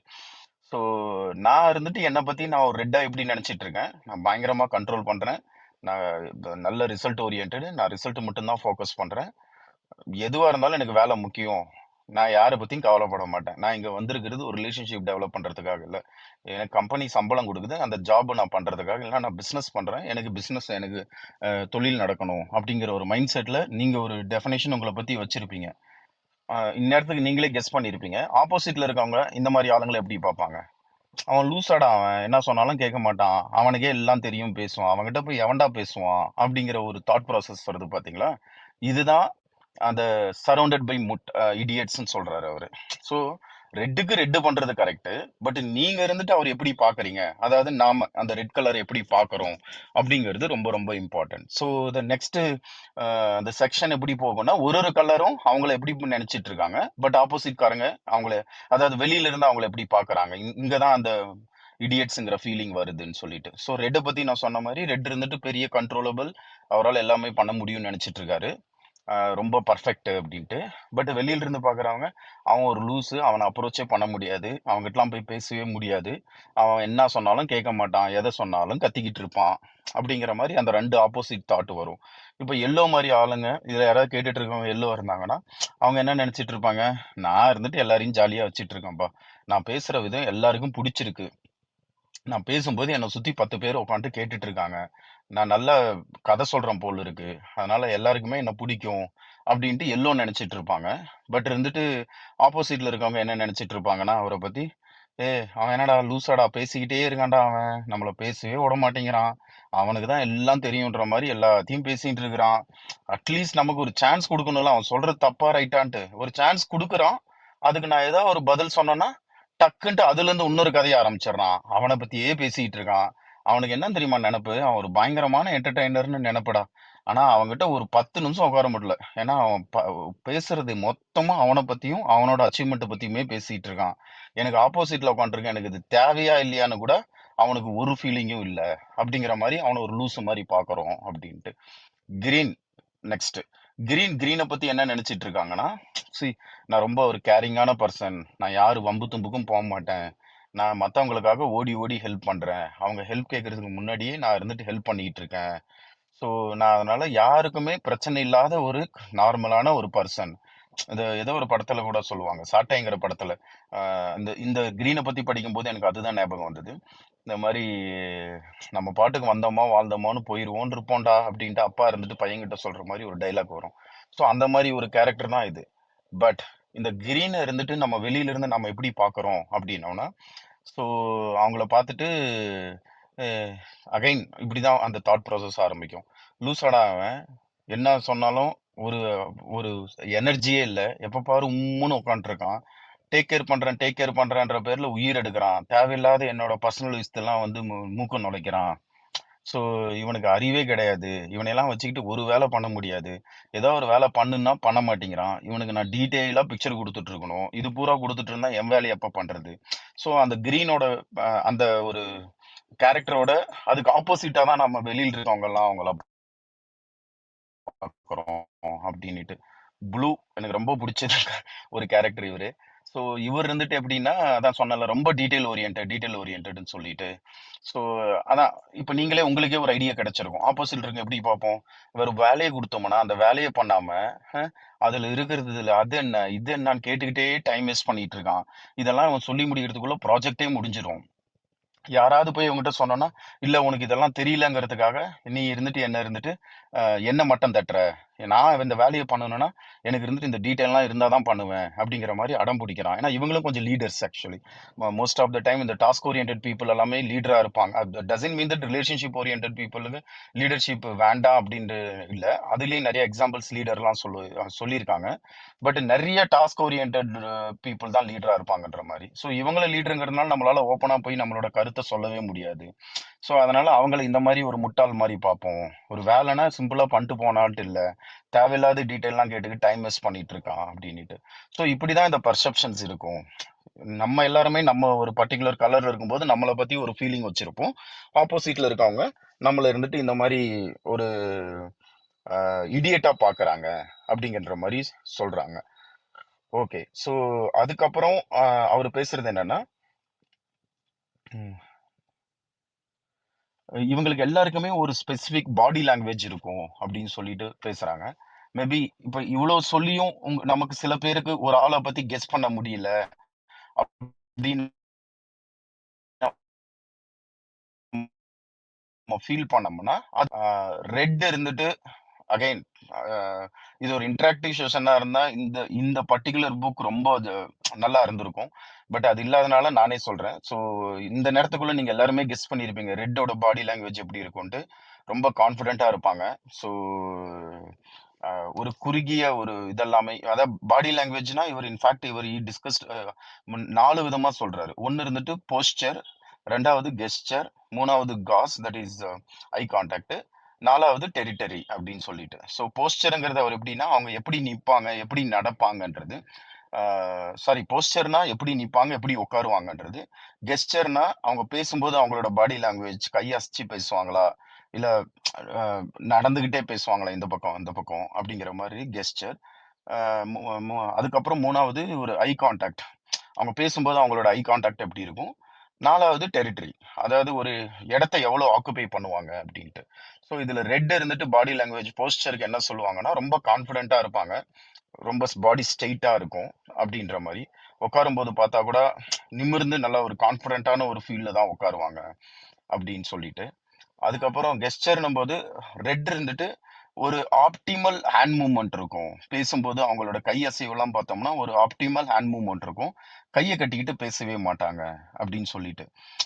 இன்கேஸ் ஃபார் எக்ஸாம்பிள் ரெட்டோட நம்ம ஒரு டேபிள் உட்காந்துருக்கோம், அவர் நம்மள ஒரு கொஸ்டின் கேட்கும்போது கூட அது எப்படி இருக்கும்னா கொஞ்சம் குனிஞ்சு நேரா வந்து நம்மளோட கண்ணுக்கு நேரா வச்சு கண்ணு வச்சு இப்படி, அதாவது அந்த ஸ்ட்ரைட் ஐ கான்டாக்ட்னு சொல்லுவோம் இல்லைங்களா, அதை வச்சுக்கிட்டு தான் கொஸ்டினே கேட்பாரு. அவர் கேட்குற விதத்துல அவர் இருந்துட்டு டவுட்டா தான் கேட்பாரு. அவருக்கே தெரியல, அது கத்துக்கலான்ற மாரி கூட கேட்டிருப்பாரு உங்ககிட்ட.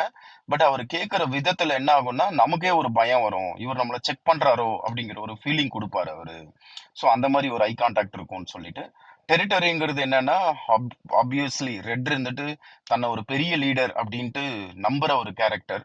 அடுத்தவங்க அவர லீடரா அக்செப்ட் பண்றாங்களா இல்லையா, அத பத்திலாம் கவலைப்படாம, நான் பெரிய லீடர் அப்படின்னு நான் நெனைக்கிற ஒரு கேரக்டர்.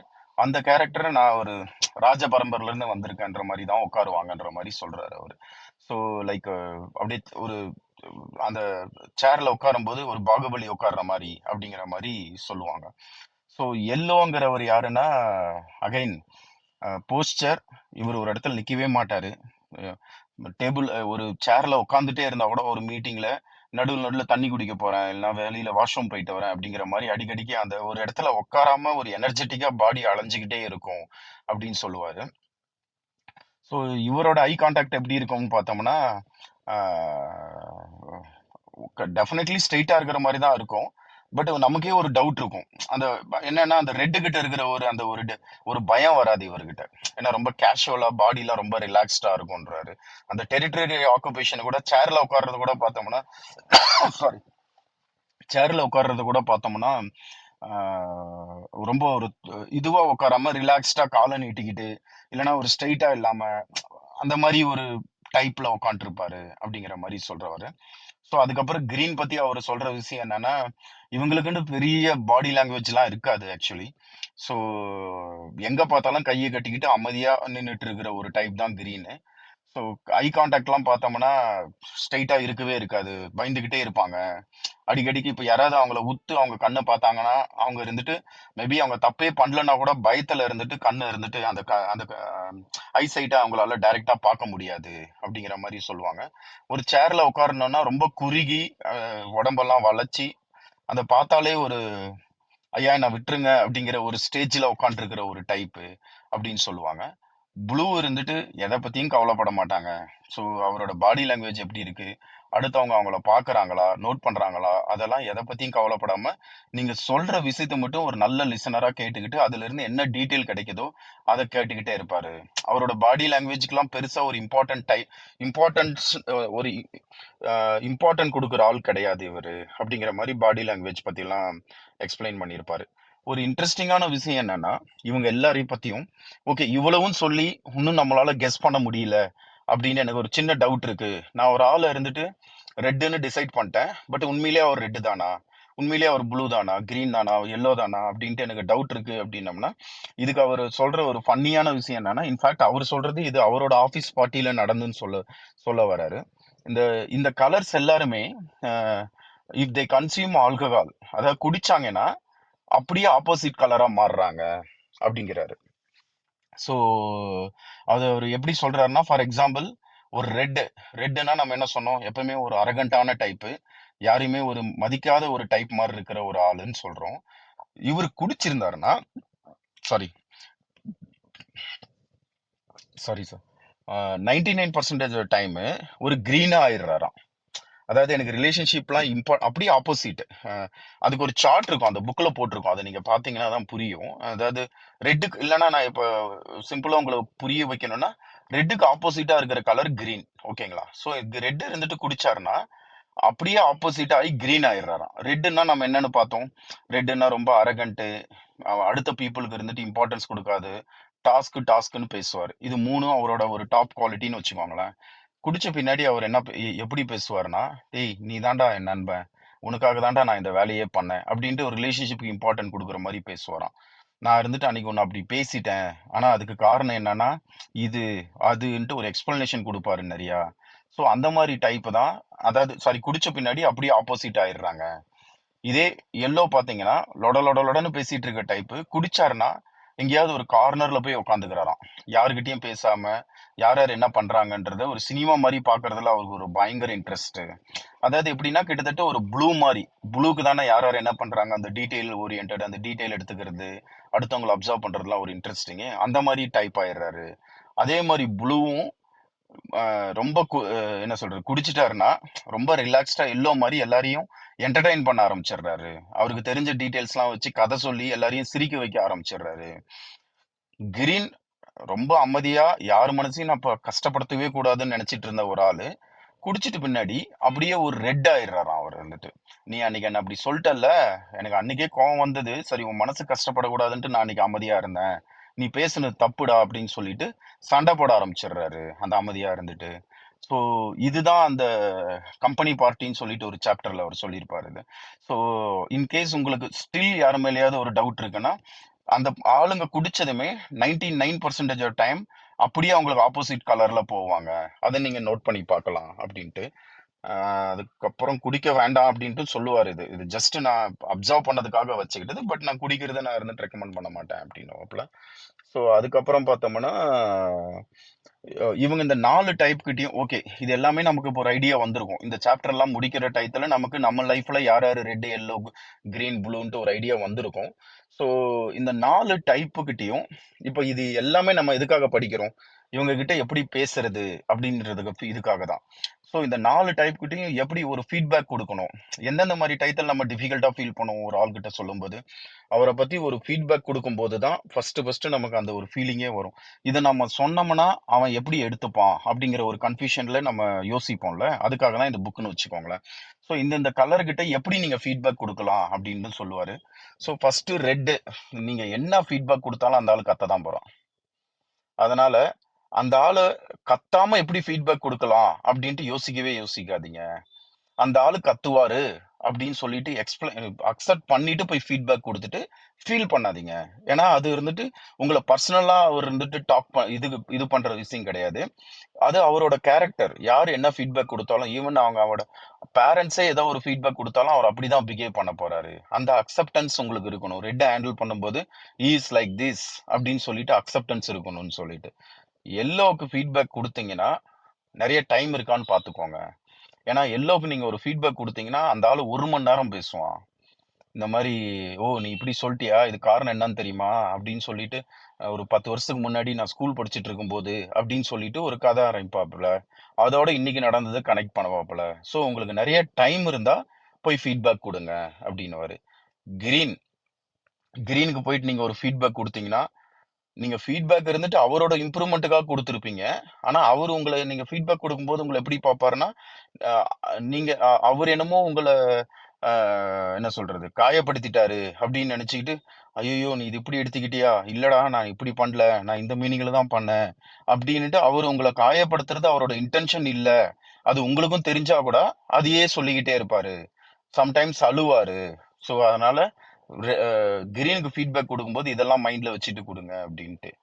ப்ளூ கிட்ட போயிட்டு நீ ஃபீட்பேக் கொடுத்தனா 4-5 ரிசர்ச் பேப்பரை படிச்சுட்டு போனே சொல்றாரு அவரு. ஏன்னா நீ ஒரு ஃபீட்பேக் கொடுக்கும்போது அவர் முதல்ல கேட்கற கொஸ்டின், உனக்கு எப்படி தெரியும், இதுக்கு என்ன எவிடன்ஸ் வச்சிருக்க அப்படின்ட்டு ஆரம்பிச்சாருன்னா, அவர் உங்களை கொஸ்டின் கேட்டு நீங்க மயக்கம் போட்டு விழுந்துருவீங்க. அதனால அவருக்கு ஏதாவது ஃபீட்பேக் கொடுத்தா கம்ப்ளீட்டா தரவா ரிசர்ச் பண்ணிட்டு அந்த ரிசர்ச்சோட ஃபுல் டீட்டெயிலோட போயிட்டு ஃபீட்பேக் கொடுங்க அப்படின்னு சொல்றாரு. ஒரு இன்ட்ரெஸ்டிங்கான விஷயம் என்னன்னு தெரியுங்களா? நீங்க கொடுக்குற ஃபீட்பேக் எதுவுமே 90% டைம் யாருமே மாற போறது இல்ல. அதனால ஃபீட்பேக் கொடுக்காதீங்கன்னு சொல்ல, பட் ஃபீட்பேக் கொடுக்காம நம்மளால இருக்க முடியாது. நீங்க கொடுங்க. அவங்க இதெல்லாம் கேட்டுட்டு மாறணும்ட்டு ஒரு பெரிய இதெல்லாம் ஒரு எதிர்பார்ப்பெல்லாம் வச்சுக்காதீங்க. ஜஸ்ட் அவங்க நீங்க ஃபீட்பேக் கொடுக்கும்போது அவங்க எப்படி பிஹேவ் பண்ணுவாங்கன்றது மட்டும் ஒரு ஐடியாவோட ஹேண்டில் பண்ணுங்க அப்படிங்கிற மாதிரி. அதாவது நம்ம அஃபெக்ட் ஆயிடக்கூடாது. நம்மனா நமக்கு நம்ம யாருக்காவது ஃபீட்பேக் கொடுக்குறோம், நம்மளும் ஏதோ ஒரு கலர்ல வரோம்ல. ஸோ யாருக்காவது ஃபீட்பேக் கொடுக்குறோம் அப்படின்னும் போது நம்ம அஃபெக்ட் ஆயிடக்கூடாது அவங்களோட பிஹேவியரை பார்த்து அப்படிங்கிற மாதிரி மட்டும் தான் சொல்லியிருப்பாரு அவரு. ஸோ ரொம்ப இன்ட்ரெஸ்டிங்கான விஷயம். இட் இஸ் லைக் இவங்கெல்லாம் கோவத்தை எப்படி ஹேண்டில் பண்ணுவாங்கன்னு தெரிஞ்சுக்கிட்டோம்னா அவங்கள எப்படி கோவப்படுத்தலாமா வேண்டாமா அப்படிங்கிற மாதிரி சொல்லியிருப்பாரு இன்னொரு சாப்டர்ல, இன்னொரு செக்ஷன்ல.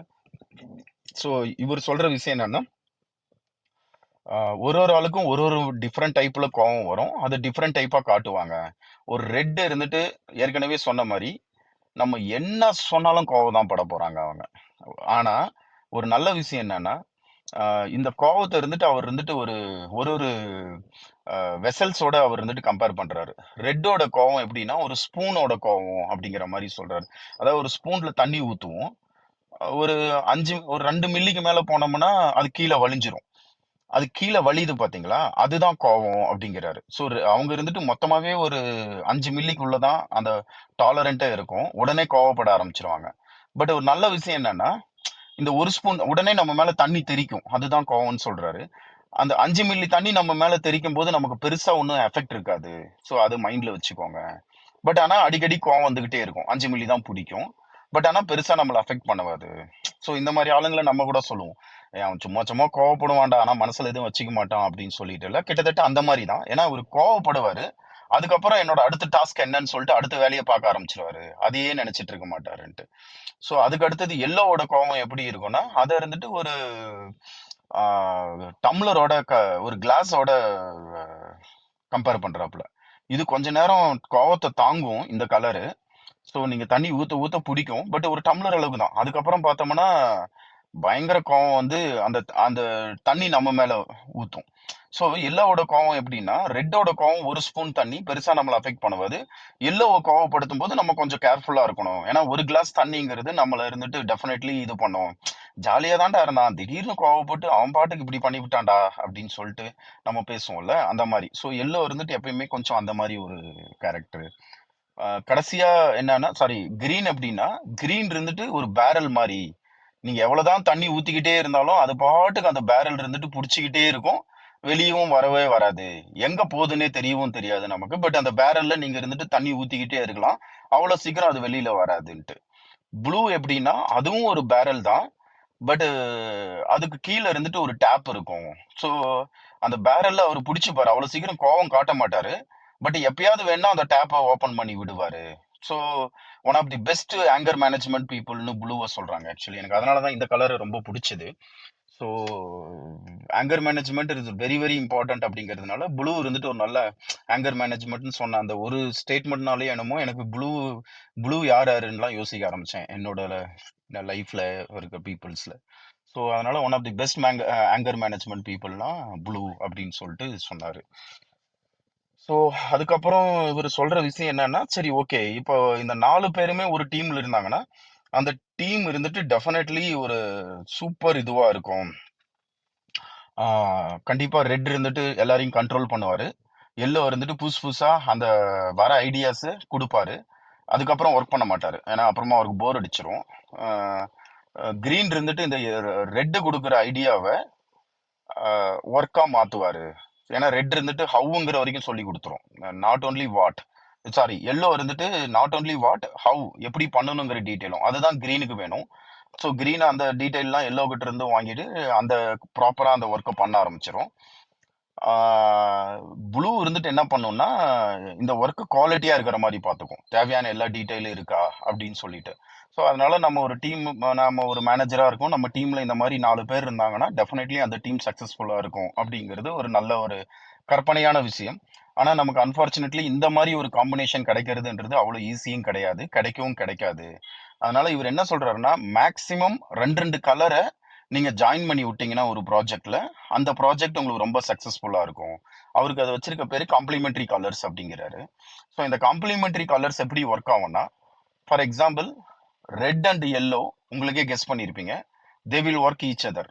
ஏன்னா அவங்க எந்த இடத்துல 2 பேருமே ஒத்து போறாங்கன்னா, ரெட் இருந்துட்டு யாரு டாஸ்க் ஓரியன்ட் எக்ஸ்ட்ரோவேர்ட், எல்லோ இருந்துட்டு எக்ஸ்ட்ரோவேர்ட் அதான் நிறைய பேசுவாங்க, ரிலேஷன்ஷிப் ஓரியன்ட்.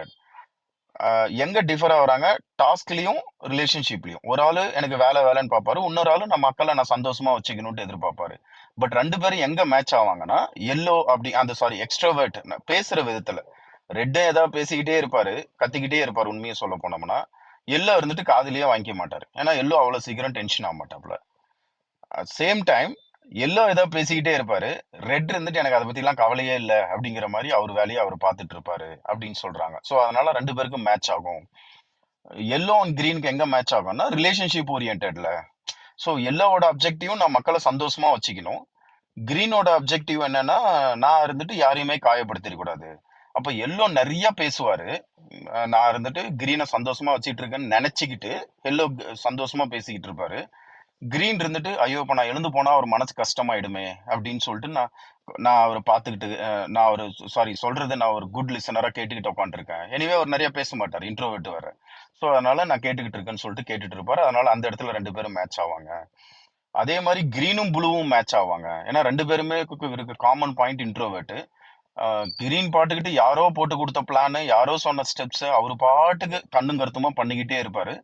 ப்ளூ இருந்துட்டு அவர் பாட்டுக்கு ஏதோ புக்கை படிச்சுக்கிட்டு இல்லைன்னா புதுசா ஏதோ டேட்டா ஏதோ கண்டுபிடிச்சிக்கிட்டு ஸோ டேட்டா ஏதோ தேடிக்கிட்டு அவர் பாட்டுக்கு அவர் வேலையை பார்த்துக்கிட்டு 2 பேரும் ஒரே ரூம்ல உட்காந்துருப்பாங்க. 2 பேருக்கு சண்டையே வராது.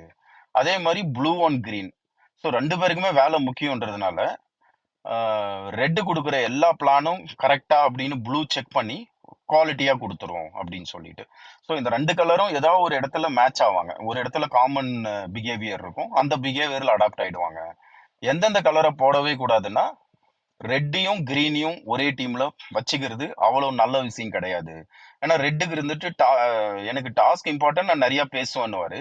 கிரீன் இருந்துட்டு நான் நிறைய பேச மாட்டேன், எனக்கு ரிலேஷன்ஷிப் ஓரியன்ட்னுவாரு. ஸோ அதனால ரெட் இருந்துட்டு கத்துற கத்துக்கு கிரீன் ஒண்ணுமே பேசாம சம்டைம்ஸ் இருந்துட்டு ரொம்ப டிப்ரெஸ்ட் ஆயிட்டு வேலையை ரிசைன் பண்ணிட்டு போறதுக்கு கூட சான்சஸ் இருக்கு. ஏன்னா இவர் எதுவும் பேச மாட்டாரு. ரெட் இருந்துட்டு நான் என்ன இவட இப்படி கத்திட்டு இருக்கேன், பதிலே பேச மாட்டியா நீ அப்படின்னு சொல்லிட்டு ரெட் இன்னும் கோவப்படுவாரு. இவர் இருந்துட்டு இவர் என்ன சொன்னாலும் நம்ம அட்ஜஸ்ட் பண்ணிக்கிறோம் தானே, எப்ப பார்த்தாலும் திட்டிக்கிட்டே இருக்காரு, நம்ம பேசாம இந்த இடத்த விட்டு போயிடலாம் அப்படின்னு ரிசைன் பண்ணிட்டு போயிடுவாருன்றாங்க.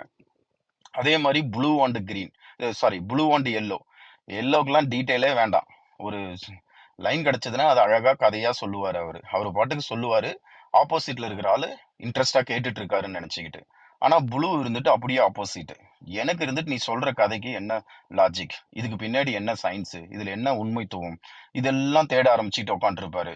இன்னொன்னு, எல்லோ பார்த்தா ப்ளூக்கு எரிச்சலாகும். இவனுக்கு ஒண்ணுமே தெரியல, இவங்கிட்ட டீட்டெயிலே இல்ல, சும்மா கதை பேசிக்கிட்டே வாயிலே வடை சொல்றான்டா அப்படிங்கிற மாதிரி பாப்பாரு. அதனால அவங்க ரெண்டு பேருக்குள்ள ஒரு நல்ல ரிலேஷன்ஷிப் வராது அப்படிங்கிற மாதிரி சொல்லுவாரு. ஸோ இந்த மாதிரி புக்கு போயிட்டு இருக்கும். ஸோ இந்த இடத்துல நான் முடிச்சுக்கிறேன், இன்னைக்கு ஆல்ரெடி 6:50 ஆயிடுச்சு. ஸோ இந்த புக் நமக்கு எப்படி லைஃபுக்கு யூஸ் ஆகும் அப்படின்னம்னா, இது ஒரு சைக்காலஜி புக் தான். ஸோ அகைன் இதை வச்சு யாரையும் நம்ம ஏமாத்த பார்க்க கூடாது.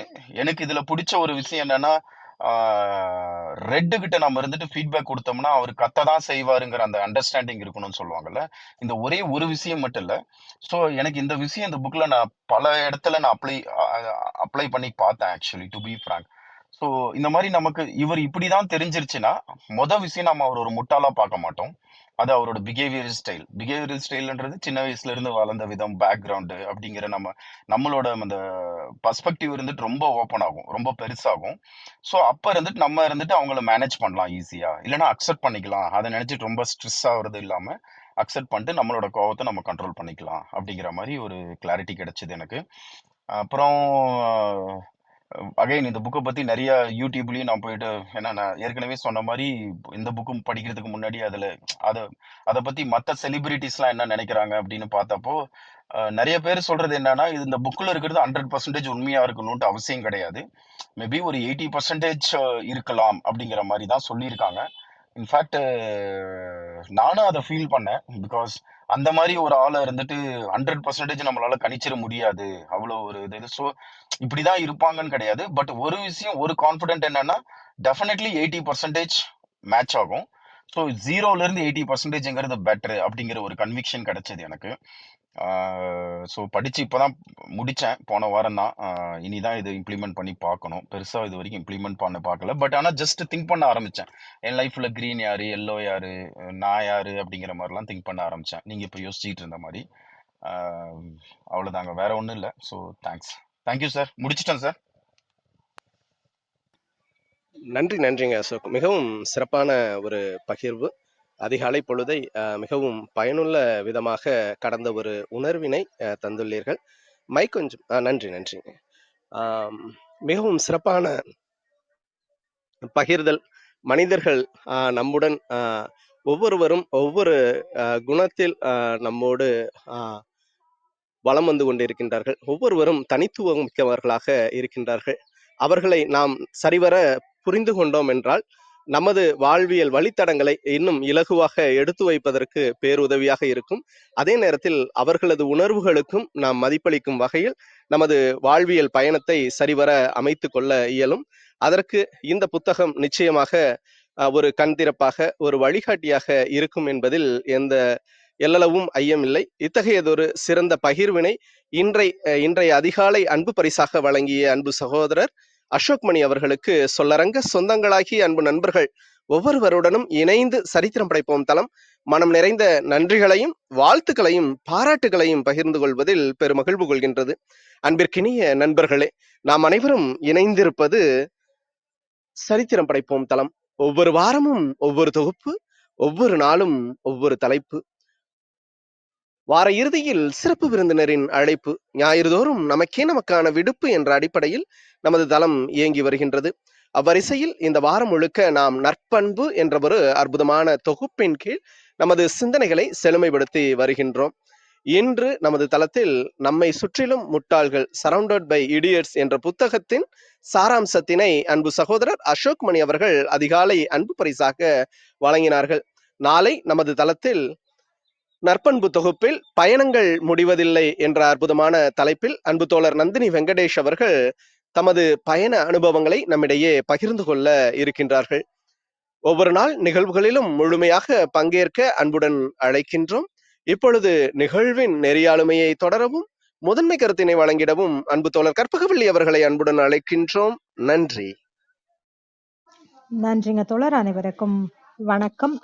நம்மை சுற்றிலும் முட்டாள்கள் சரவுண்டட் பை இடியட்ஸ் எரிக்சன் அவர்கள் எழுதிய புத்தகத்திலிருந்து நிறைய கருத்துக்கள் அசோக் மணி அவர்கள் பகிர்ந்துகிட்டாரு. இந்த புக்கை பத்தி சொல்லணும் அப்படின்னா, முன்னாடி போன முறை அவர் கரேஜ் டு பி டிஸ்லைக்ட் அப்படிங்கிற ஒரு புத்தகத்துல இருந்து நிறைய கருத்துக்கள் பகிர்ந்துகிட்டாரு. அந்த புத்தகத்தை படிச்ச பின்னாடி இந்த புத்தகம் படிக்கிறதுக்கான ஒரு வாய்ப்பு கிடைச்சது அப்படிங்கிறத சொன்னாரு. இது எழுதினவர் என்ன சொல்றாருன்னா, முதல்ல அவங்க அப்பாவை பத்தி சொல்றாரு.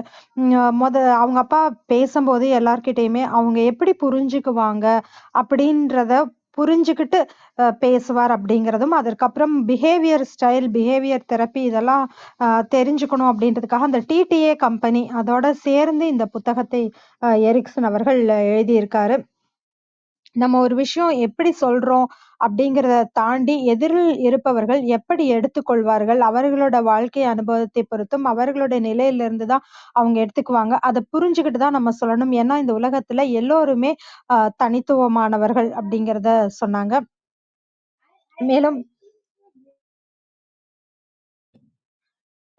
மேலும் மனிதர்களை எல்லாத்தையுமே ஒரு 4 பிரிவா பிரிச்சிடலாம் அப்படின்றதுதான் இந்த புத்தகத்தின் அடிப்படை. ரெட், எல்லோ, கிரீன், ப்ளூ இந்த 4 கலர்ஸ்ல எல்லோரையுமே நம்ம பிரிக்கலாம். அந்த ஃபர்ஸ்ட் ரெட் அப்படிங்கும்போது அவங்க டாஸ்க் ஓரியன்டட், வேலை முக்கியம் அப்படின்றத நினைப்பாங்க. அதற்கப்புறம் எக்ஸ்ட்ரோவர்ட், எல்லோ அப்படிங்கிறவங்க எக்ஸ்ட்ரோவர்ட், நிறைய பேசுவாங்க. அடுத்ததாக கிரீன், ரிலேஷன்ஷிப் ஓரியன்டட், உறவுக்கு முக்கியத்துவம் கொடுப்பாங்க. ப்ளூ அப்படிங்கிறவங்க இன்ட்ரோவேட், அதிகமா பேச மாட்டாங்க. அதிகமா வேலை செய்யறது அப்படின்னு பார்த்தோம்னா, இந்த 4 விஷயங்கள் வச்சு நம்ம பிரிக்கலாம். ரெட் அப்படிங்கிறது என்ன அப்படின்னு பார்த்தோம்னா, அதிகமாக வேலை செய்வாங்க, அதிகமாக பேசுறது அப்படிங்கிறது. இந்த ஒரு காம்பினேஷனை நம்ம ரெட் அப்படின்னு நம்ம சொல்லலாம். நிறைய பேசுறவங்க, உறவு முக்கியம் அப்படின்னு நினைக்கிறவங்க, அதை வந்துட்டு நம்ம எல்லோ அப்படின்னு நம்ம எடுத்துக்கலாம். கொஞ்சம் ஒரு நிமிடம்.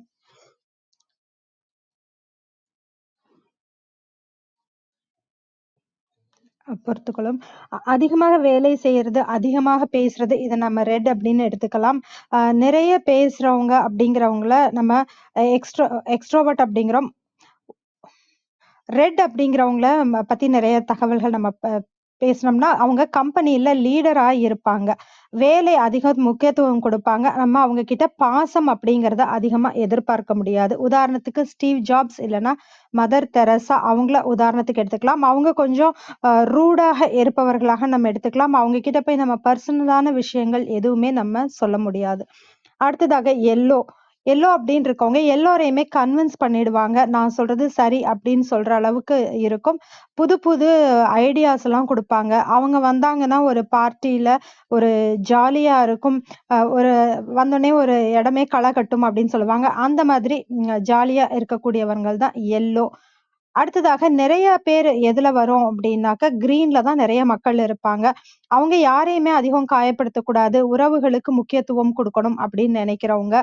ஒரு காக்கா வெள்ளையா இருக்குது அப்படின்னு சொன்னா கூட, கருப்புன்னு தெரிஞ்சா கூட எங்கேயாவது இருக்கும், நான் பார்த்திருக்க மாட்டேன் அப்படின்னு சொல்ற மாதிரியான ஆட்கள் தான் கிரீன் அந்த கலர்ல இருக்கவங்க. வேலை கொடுத்தாச்சுன்னா நம்ம அவங்க கிட்ட நிச்சயமா நம்பலாம். அவங்க நிச்சயமா வேலையை முடிச்சிடுவாங்க அப்படிங்கிறத நம்ம நம்பலாம். எல்லோ டீட்டெயில்ஸ் அவங்க கிட்ட நிறைய கொடுக்கணும். அடுத்தது எல்லோ வந்துட்டு வேலை எடுக்கும்போது ரொம்ப ஜாலியா எடுப்பாங்க. ஆனா அவங்க செய்ய மாட்டாங்க.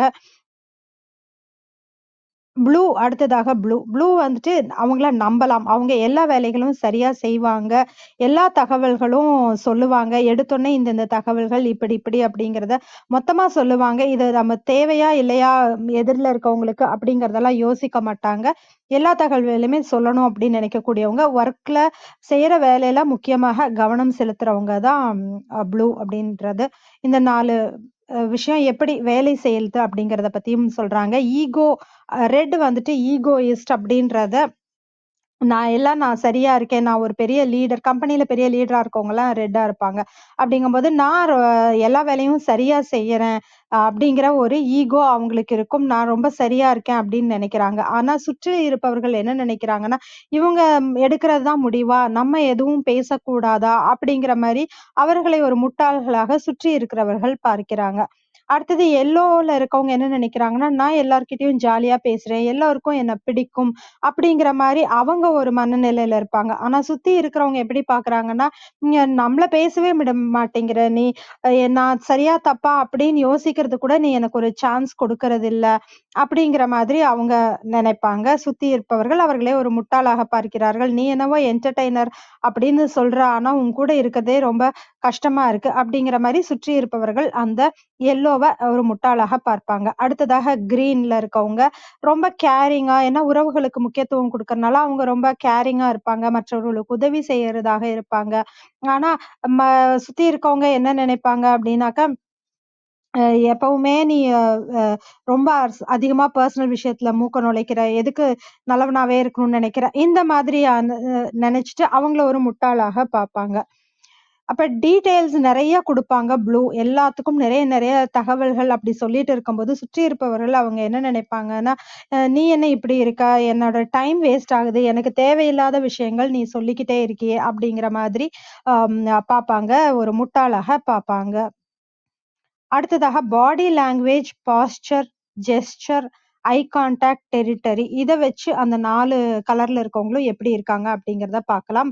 ரெட் கலர்ல இருக்கவங்க ரொம்ப நம்பிக்கையா இருப்பாங்க. கான்ஃபிடென்ட்டா உட்காருவாங்க. நிமிர்ந்து நேராக உட்காருவது, அப்புறம் கை கால்லாம் நல்ல கைய ஆட்டி பேசுறது, அந்த மாதிரி எல்லாம் ரொம்ப கான்ஃபிடென்ட்டா இருப்பாங்க. அவங்க ஒரு விஷயம் தெரியாம நம்மகிட்ட கேட்டா கூட, அவங்க தெரிஞ்சு நம்மகிட்ட கேட்கறாங்களோ, செக் பண்றாங்களோங்கிற மாரி நமக்கு பயம் வர்ற அளவுக்கு அவங்க ரொம்ப கான்ஃபிடென்ட்டா இருப்பாங்க. ஒரு நல்ல கண்ணுக்கு நேரா பார்த்து பேசக்கூடியவங்களா இருப்பாங்க. ஒரு ராஜ பரம்பரையிலருந்து வந்த மாதிரியான ஒரு பாடி லாங்குவேஜ் அவங்க கிட்ட இருக்கும். எல்லோ இருக்கவங்க ரொம்ப எனர்ஜெட்டிக்கா இருப்பாங்க. அதனால அவங்களால எங்கேயுமே உட்கார முடியாது ஒரு இடத்துல. அங்க இங்க போய்க்கிட்டே இருப்பாங்க. கண்ணு ஸ்ட்ரெய்ட்டா பார்த்தாலும், அத பார்க்கும்போது நமக்கு பயம் எல்லாம் வராது. அடுத்ததாக கிரீன்ல இருக்கவங்களுக்கு ஒரு ஐ கான்டாக்ட் இருக்காது. ஒரு பாடி லாங்குவேஜ் இருக்காது. ஒரு சேர்ல உட்கார்ந்தா கூட வளைஞ்சு உட்கார்ந்திருப்பாங்க. ஒரு பயத்தோட இருக்க மாதிரி இருக்கும். அடுத்ததாக ப்ளூல இருக்கவங்க ஒரு பாடி லாங்குவேஜ்க்கு ஒரு முக்கியத்துவமே கொடுக்க மாட்டாங்க. வேலை மட்டும் தான் முக்கியம் அப்படிங்கிறத பார்ப்பாங்க. இப்படி இருக்கும்போது, இந்த மக்கள் எல்லாருமே இந்த 4 கலர்ல இருக்கவங்க எல்லாருமே, அ குடி அப்படின்றது வந்துருச்சுன்னா, எப்படி ஆப்போசிட் கலருக்கு போறாங்க அப்படிங்கிறத நம்ம பார்க்கலாம். உதாரணத்துக்கு ரெட்டா இருக்கவங்க அப்படிங்கிறது ரொம்ப ஸ்ட்ரிக்ட்டா இருக்கவங்கலாம் என்ன ஆவாங்கன்னா, கிரீன்க்கு போயிடுவாங்க. அ ரொம்ப உறவுகளுக்கு முக்கியத்துவம் குடுக்குறவங்கள மாதிரி பேச ஆரம்பிச்சுடுவாங்க. எல்லோங்கிறவங்க ஜாலியா பேசுறவங்களா இருப்பாங்க. அவங்க என்ன பண்ணுவாங்க, அதிகமே பேசாத ப்ளூ மாரி ஒரு ஓரமா உட்கார்ந்துட்டு கவனிக்க ஆரம்பிச்சுடுவாங்க. ப்ளூல இருக்கவங்க குடிச்சாங்கன்னா, அவங்க ரொம்ப ரிலாக்ஸ்டா ஏன்னா அவங்க அதிகம் பேசாதவங்க, எல்லோ மாதிரி அதிகம் பேச ஆரம்பிச்சுடுவாங்க. கிரீன்ல இருக்கவங்க அதே மாரி குடிக்கும்போது, ரெட்ல இருக்கவங்கள மாரி ரொம்ப ஸ்ட்ரிக்ட்டா மாறிருவாங்க. இது ஒரு கம்பெனில ஒரு பார்ட்டி வச்சாங்க, இந்த மாரி ஒண்ணு நடக்குது அப்டின்னா, நம்ம பார்த்தோம்னா, இந்த பிஹேவியர் எல்லாம் நம்மளால கவனிக்க முடியும். அடுத்ததாக நம்ம ஒரு ஃபீட்பேக் குடுக்க போறோம் அப்டின்னா, எந்தெந்த கலர்ல இருக்கவங்க கிட்ட எப்படி ஃபீட்பேக் குடுக்கலாம் அப்படிங்கிறத பார்க்கலாம். ரெட்ல இருக்கவங்க நீங்க என்ன ஃபீட்பேக் குடுத்தாலும் கத்த தான் போறாங்க, ஷவுட் பண்ண தான் போறாங்க அப்படிங்கும்போது, அவங்க இப்படிதான் இருப்பாங்க அப்படிங்கிறத நம்ம அக்செப்டன்ஸ் இருக்கணும். அவங்க இப்படிதான் இருப்பாங்கன்னு தெரிஞ்சுக்கிட்டு போய் நம்ம சொல்லணும். அடுத்ததாக எல்லோல இருக்கவங்க கிட்ட போய் சொன்னோம்னா, அவங்க நெறைய அத பத்தி அவங்க பேச ஆரம்பிச்சுடுவாங்க. அப்ப நமக்கு நெறைய நேரம் இருக்குன்னா மட்டும் தான் எல்லோ கிட்ட போய் நம்ம ஒரு ஃபீட்பேக் கொடுக்கணும். அடுத்ததாக கிரீன் கிட்ட போய் ஒரு ஃபீட்பேக் குடுத்தோம்னா, அவங்க என்னவோ நம்மள காயப்படுத்துன மாரி நெனச்சுக்கிட்டு, அவங்க அத பத்தி ஃபீல் பண்ணி அழுதுகிட்டு, அந்த மாரி இருக்கும் அவங்க கிட்ட ஃபீட்பேக் குடுக்கும்போது. அடுத்ததாக ப்ளூ கிட்ட போய் நீங்க ஒரு ஃபீட்பேக் குடுத்தீங்க அப்டின்னா, அவங்க இதுக்கு என்ன ஆதாரம் இருக்கு? இத பத்தி ஆராய்ச்சி பண்ணியிருக்காங்களா? அப்படிங்கிற மாதிரி எல்லாம் கேட்பாங்க. ஆனா ஒரு சுவாரஸ்யமான விஷயம் என்ன அப்டின்னா, 90% ஆன மக்கள் நம்ம குடுக்குற ஃபீட்பேக்க கேட்டுட்டு யாருமே மாறப்போறது இல்ல அப்படிங்கிறது தான் முக்கியம். நம்ம ஃபீட்பேக் குடுக்கறதுக்கு முன்னாடி இத தெரிஞ்சுக்கிட்டோம்னா, யாருக்கு எந்த ஃபீட்பேக் குடுக்கறது அப்படிங்கிறது நமக்கு தெரிஞ்சிரும். அடுத்ததாக கோபத்தை இந்த 4 பேரும் எப்படி கையாளுறாங்க அப்படிங்கிறத பத்தி ரெட்ல இருக்கவங்க எல்லாத்துக்குமே கோவப்படுவாங்க. அவங்க கோபம் அப்படிங்கிறது ஒரு ஸ்பூன்ல ஊத்துற தண்ணி மாதிரி. டக்குனு அந்த ஸ்பூன் நெறஞ்சிடும். ஒரு 5 மில்லி தண்ணி தான் இருக்கும் அந்த ஸ்பூன்லங்கும்போது, மீதி எல்லாமே கீழ இருந்துரும். நம்ம மேல தெறிக்கும். ஆனா நம்மள பாதிக்காது. அடுத்ததாக எல்லோல இருக்கவங்க ஒரு கிளாஸ் மாதிரி. கொஞ்சம் பொறுமையா இருப்பாங்க. அந்த கிளாஸ் நெறஞ்ச உடனே அந்த தண்ணி அப்படியே வந்துரும். அது நம்மள பாதிக்கும். அடுத்ததாக கிரீன்ல இருக்கவங்க ஒரு பேரல் மாதிரி. அது அந்த தண்ணி நெறஞ்சுட்டே இருக்கும். வெளியவே வராது. அது நம்மள பாதிக்காது. அடுத்ததாக ப்ளூல இருக்கவங்களோட கோபம் ஒரு பேரல்ல இருக்கிறது மாரி நெறஞ்சுகிட்டே இருக்கும்.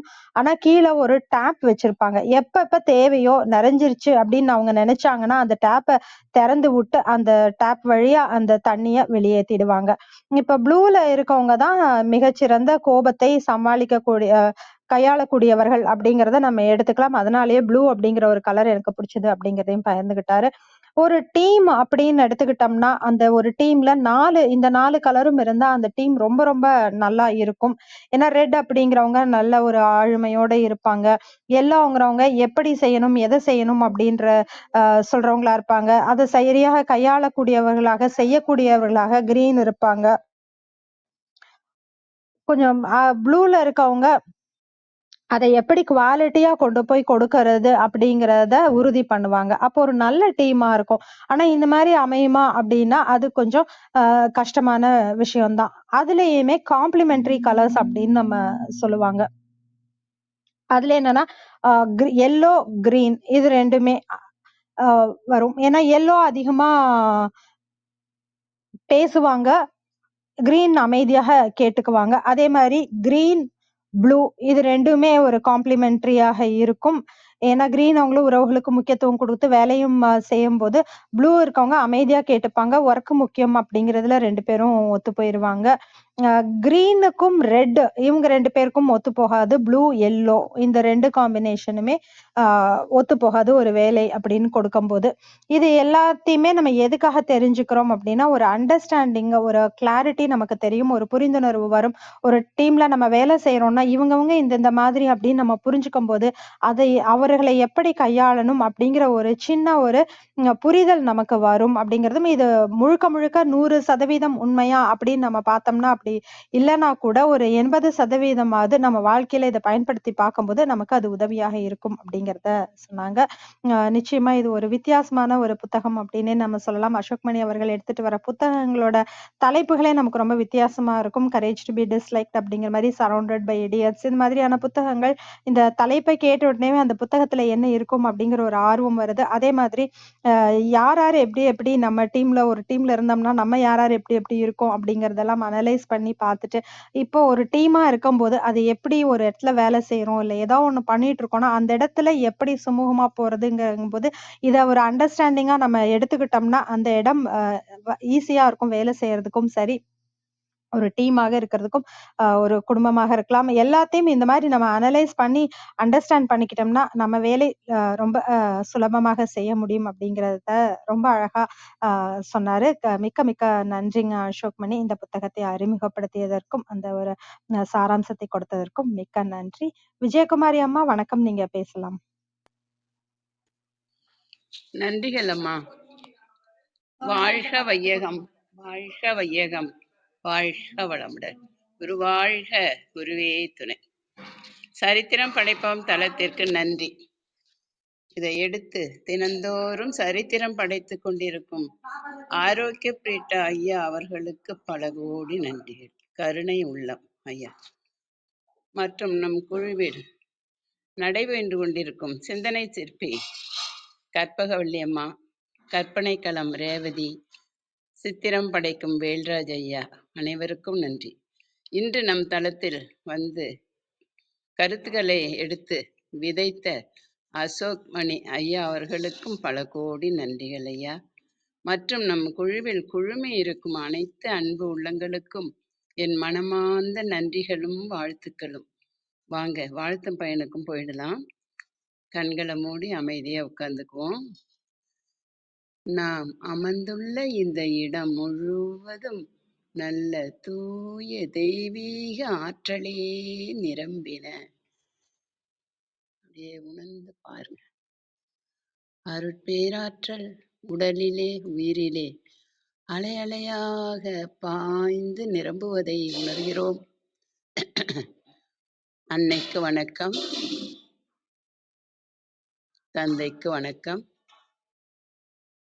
அருள்நிறை ஆசான் வேதாத்ரி மகரிஷி அவர்களுக்கு வணக்கம்.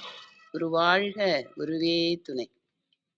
அருட்பேராற்றல் இரவும் பகலும் எல்லா நேரங்களிலும் எல்லா இடங்களிலும் எல்லா தொழில்களிலும் உறுதுணையாகவும் பாதுகாப்பாகவும் வழிநடத்தியாகவும் அமையுமாக. வாழ்க வளமுடன், வாழ்க வளமுடன், வாழ்க வளமுடன். அருட்பேராற்றல் கருணையினால் இங்குள்ள அனைவரும் நல்ல உடல் நலம், நீல ஆயுள், நிறை செல்வம், உயர் புகழ், மெய்ஞானம் பெற்று சிறந்தோங்கி வாழ எல்லாம் வல்ல இறைநிலையோடு இணைந்து வாழ்த்தி மகிழ்கின்றேன். வாழ்க வளமுடன், வாழ்க வளமுடன், வாழ்க வளமுடன். இறை பேராற்றலே பக்கத்துணையாகவும் பக்கபலமாகவும் இருந்து வழி நடத்துவார்கள். நன்றிகள் ஐயா. நிறைய அசோக் மணி ஐயா அவர்களுக்கு மனமார்ந்த நன்றிகள் ஐயா. அவங்க இந்த இளைய சமுதாயத்துக்கு எவ்வளோ நன்மை பயக்கும் கருத்துக்களை சொல்லணுமோ அதை எல்லாமே நிறத்தை வச்சு சொன்னாங்க. அந்த எந்தெந்த நிறம் எப்படிப்பட்ட குணம் அப்படின்னு அழகா சொன்னாங்க. அந்த புக்கில் எழுதி இருந்தது அப்படியே நமக்கு கொடுத்துருக்குறாங்க. அதை எடுத்து நீங்கள்லாம் இளைய சமுதாயம் நீங்கள்லாம் எடுத்து பயன்பெறணும்னு நான் கேட்டுக்கிறேன். நீங்கள் எல்லாரும் இதை முன்னாடி கேட்கும் பொழுது உங்களுக்கே புரிஞ்சிருக்கும் நம்ம எப்படி இருக்கிறோம், நம்ம என்ன நிறம் அப்படின்னு எல்லாம் தெரிஞ்சிட்டு இருப்பீங்க. இதெல்லாம் நம்மளுக்கு ஐயா அவங்க நிறைய புக்குகளை படித்து வந்து சொல்லிட்டு இருக்காங்க. இது தொடர்ந்து அவங்க நமக்கெல்லாம் கொடுக்கணும். அதையெல்லாம் நம்ம வாங்கி அட்சய பாத்திரமா இருந்து வாங்கி அதை வந்து நம்ம தொடர்ந்து நடைமுறைக்கு கொண்டுட்டு வரணும். நம்ம கேட்டுட்டு போயிடக்கூடாது. அப்படிதான் நீங்க செய்வீங்க அப்படின்னு எனக்கு நம்பிக்கை இருக்கு. இருந்தாலும் நான் சொல்லிக்கிறேன், நீங்க எல்லாரும் நல்லா இருக்கணும். ஐயா அவங்க அருட்பேராற்றல் கருணையினால் நல்ல உடல் நலம், நீல ஆயுள், நிறை செல்வம், உயர் புகழ், மெய்ஞானம் பெற்று சிறந்தோங்கி வாழ வேண்டும். வாழ்க வளமுடன், வாழ்க வளமுடன், வாழ்க வளமுடன். இறையாற்றலையே பக்கத்துணையா இருந்து வழி நடத்துவாராக. நன்றிகள் ஐயா. நன்றிகள் அம்மா. உங்கள் அன்பான வாழ்த்துக்கும் கருத்துக்களுக்கும் நன்றிங்கம்மா. நித்யாதேவி வணக்கம், நீங்க பேசலாம்.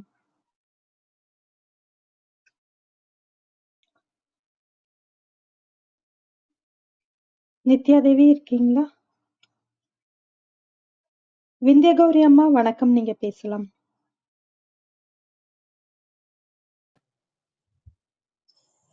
அனைவருக்கும் வணக்கம். அசோக் மணி ஐயாவோட சிறப்புரை அருமையாக இருந்தது. ஒவ்வொருத்தருக்கும் ஒவ்வொரு நிறம் பிடிக்கும். பல வண்ணங்களை, பல மலர்கள், இயற்கையை வச்சு நம்ம பார்க்குறோம் நிறத்தை.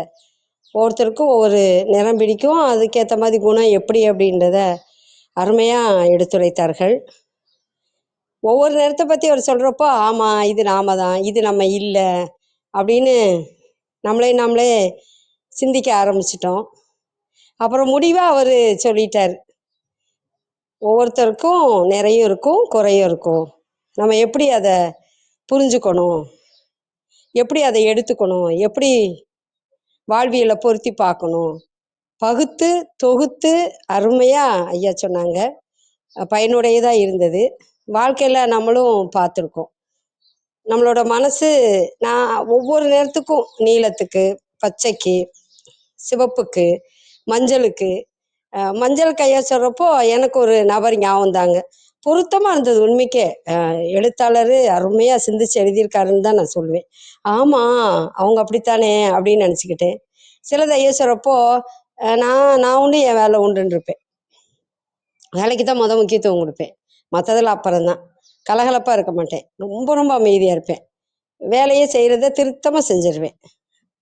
அந்த மாதிரி குணமா ஐயா சொன்னோன்னே இது நம்ம தான். ஆனால் ஐயா தெளிவாக அந்த நூலில் உள்ளதை இனிமையான குரலில் ரொம்ப பொறுமையாக விளக்கி நல்லா சொன்னாங்க. ஐயா வாழ்த்துக்கள் ஐயா.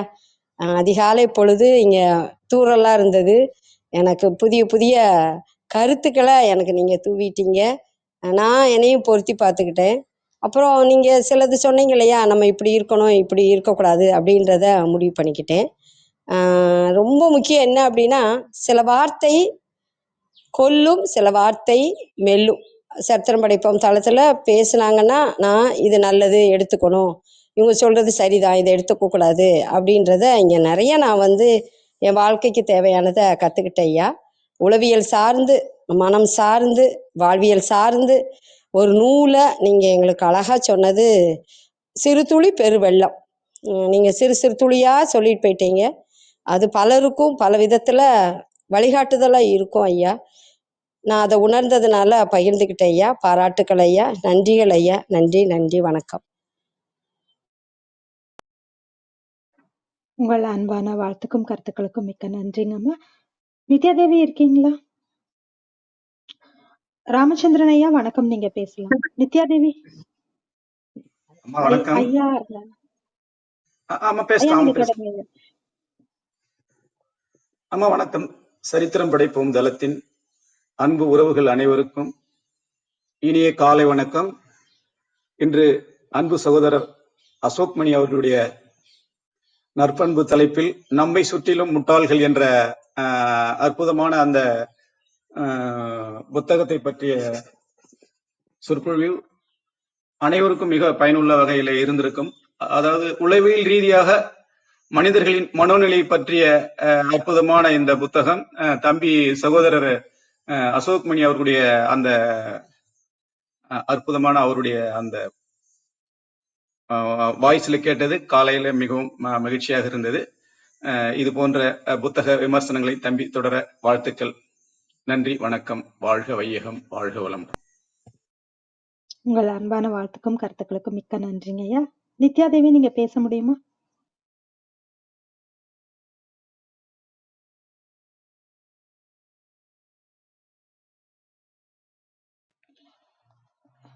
நித்யாதேவி.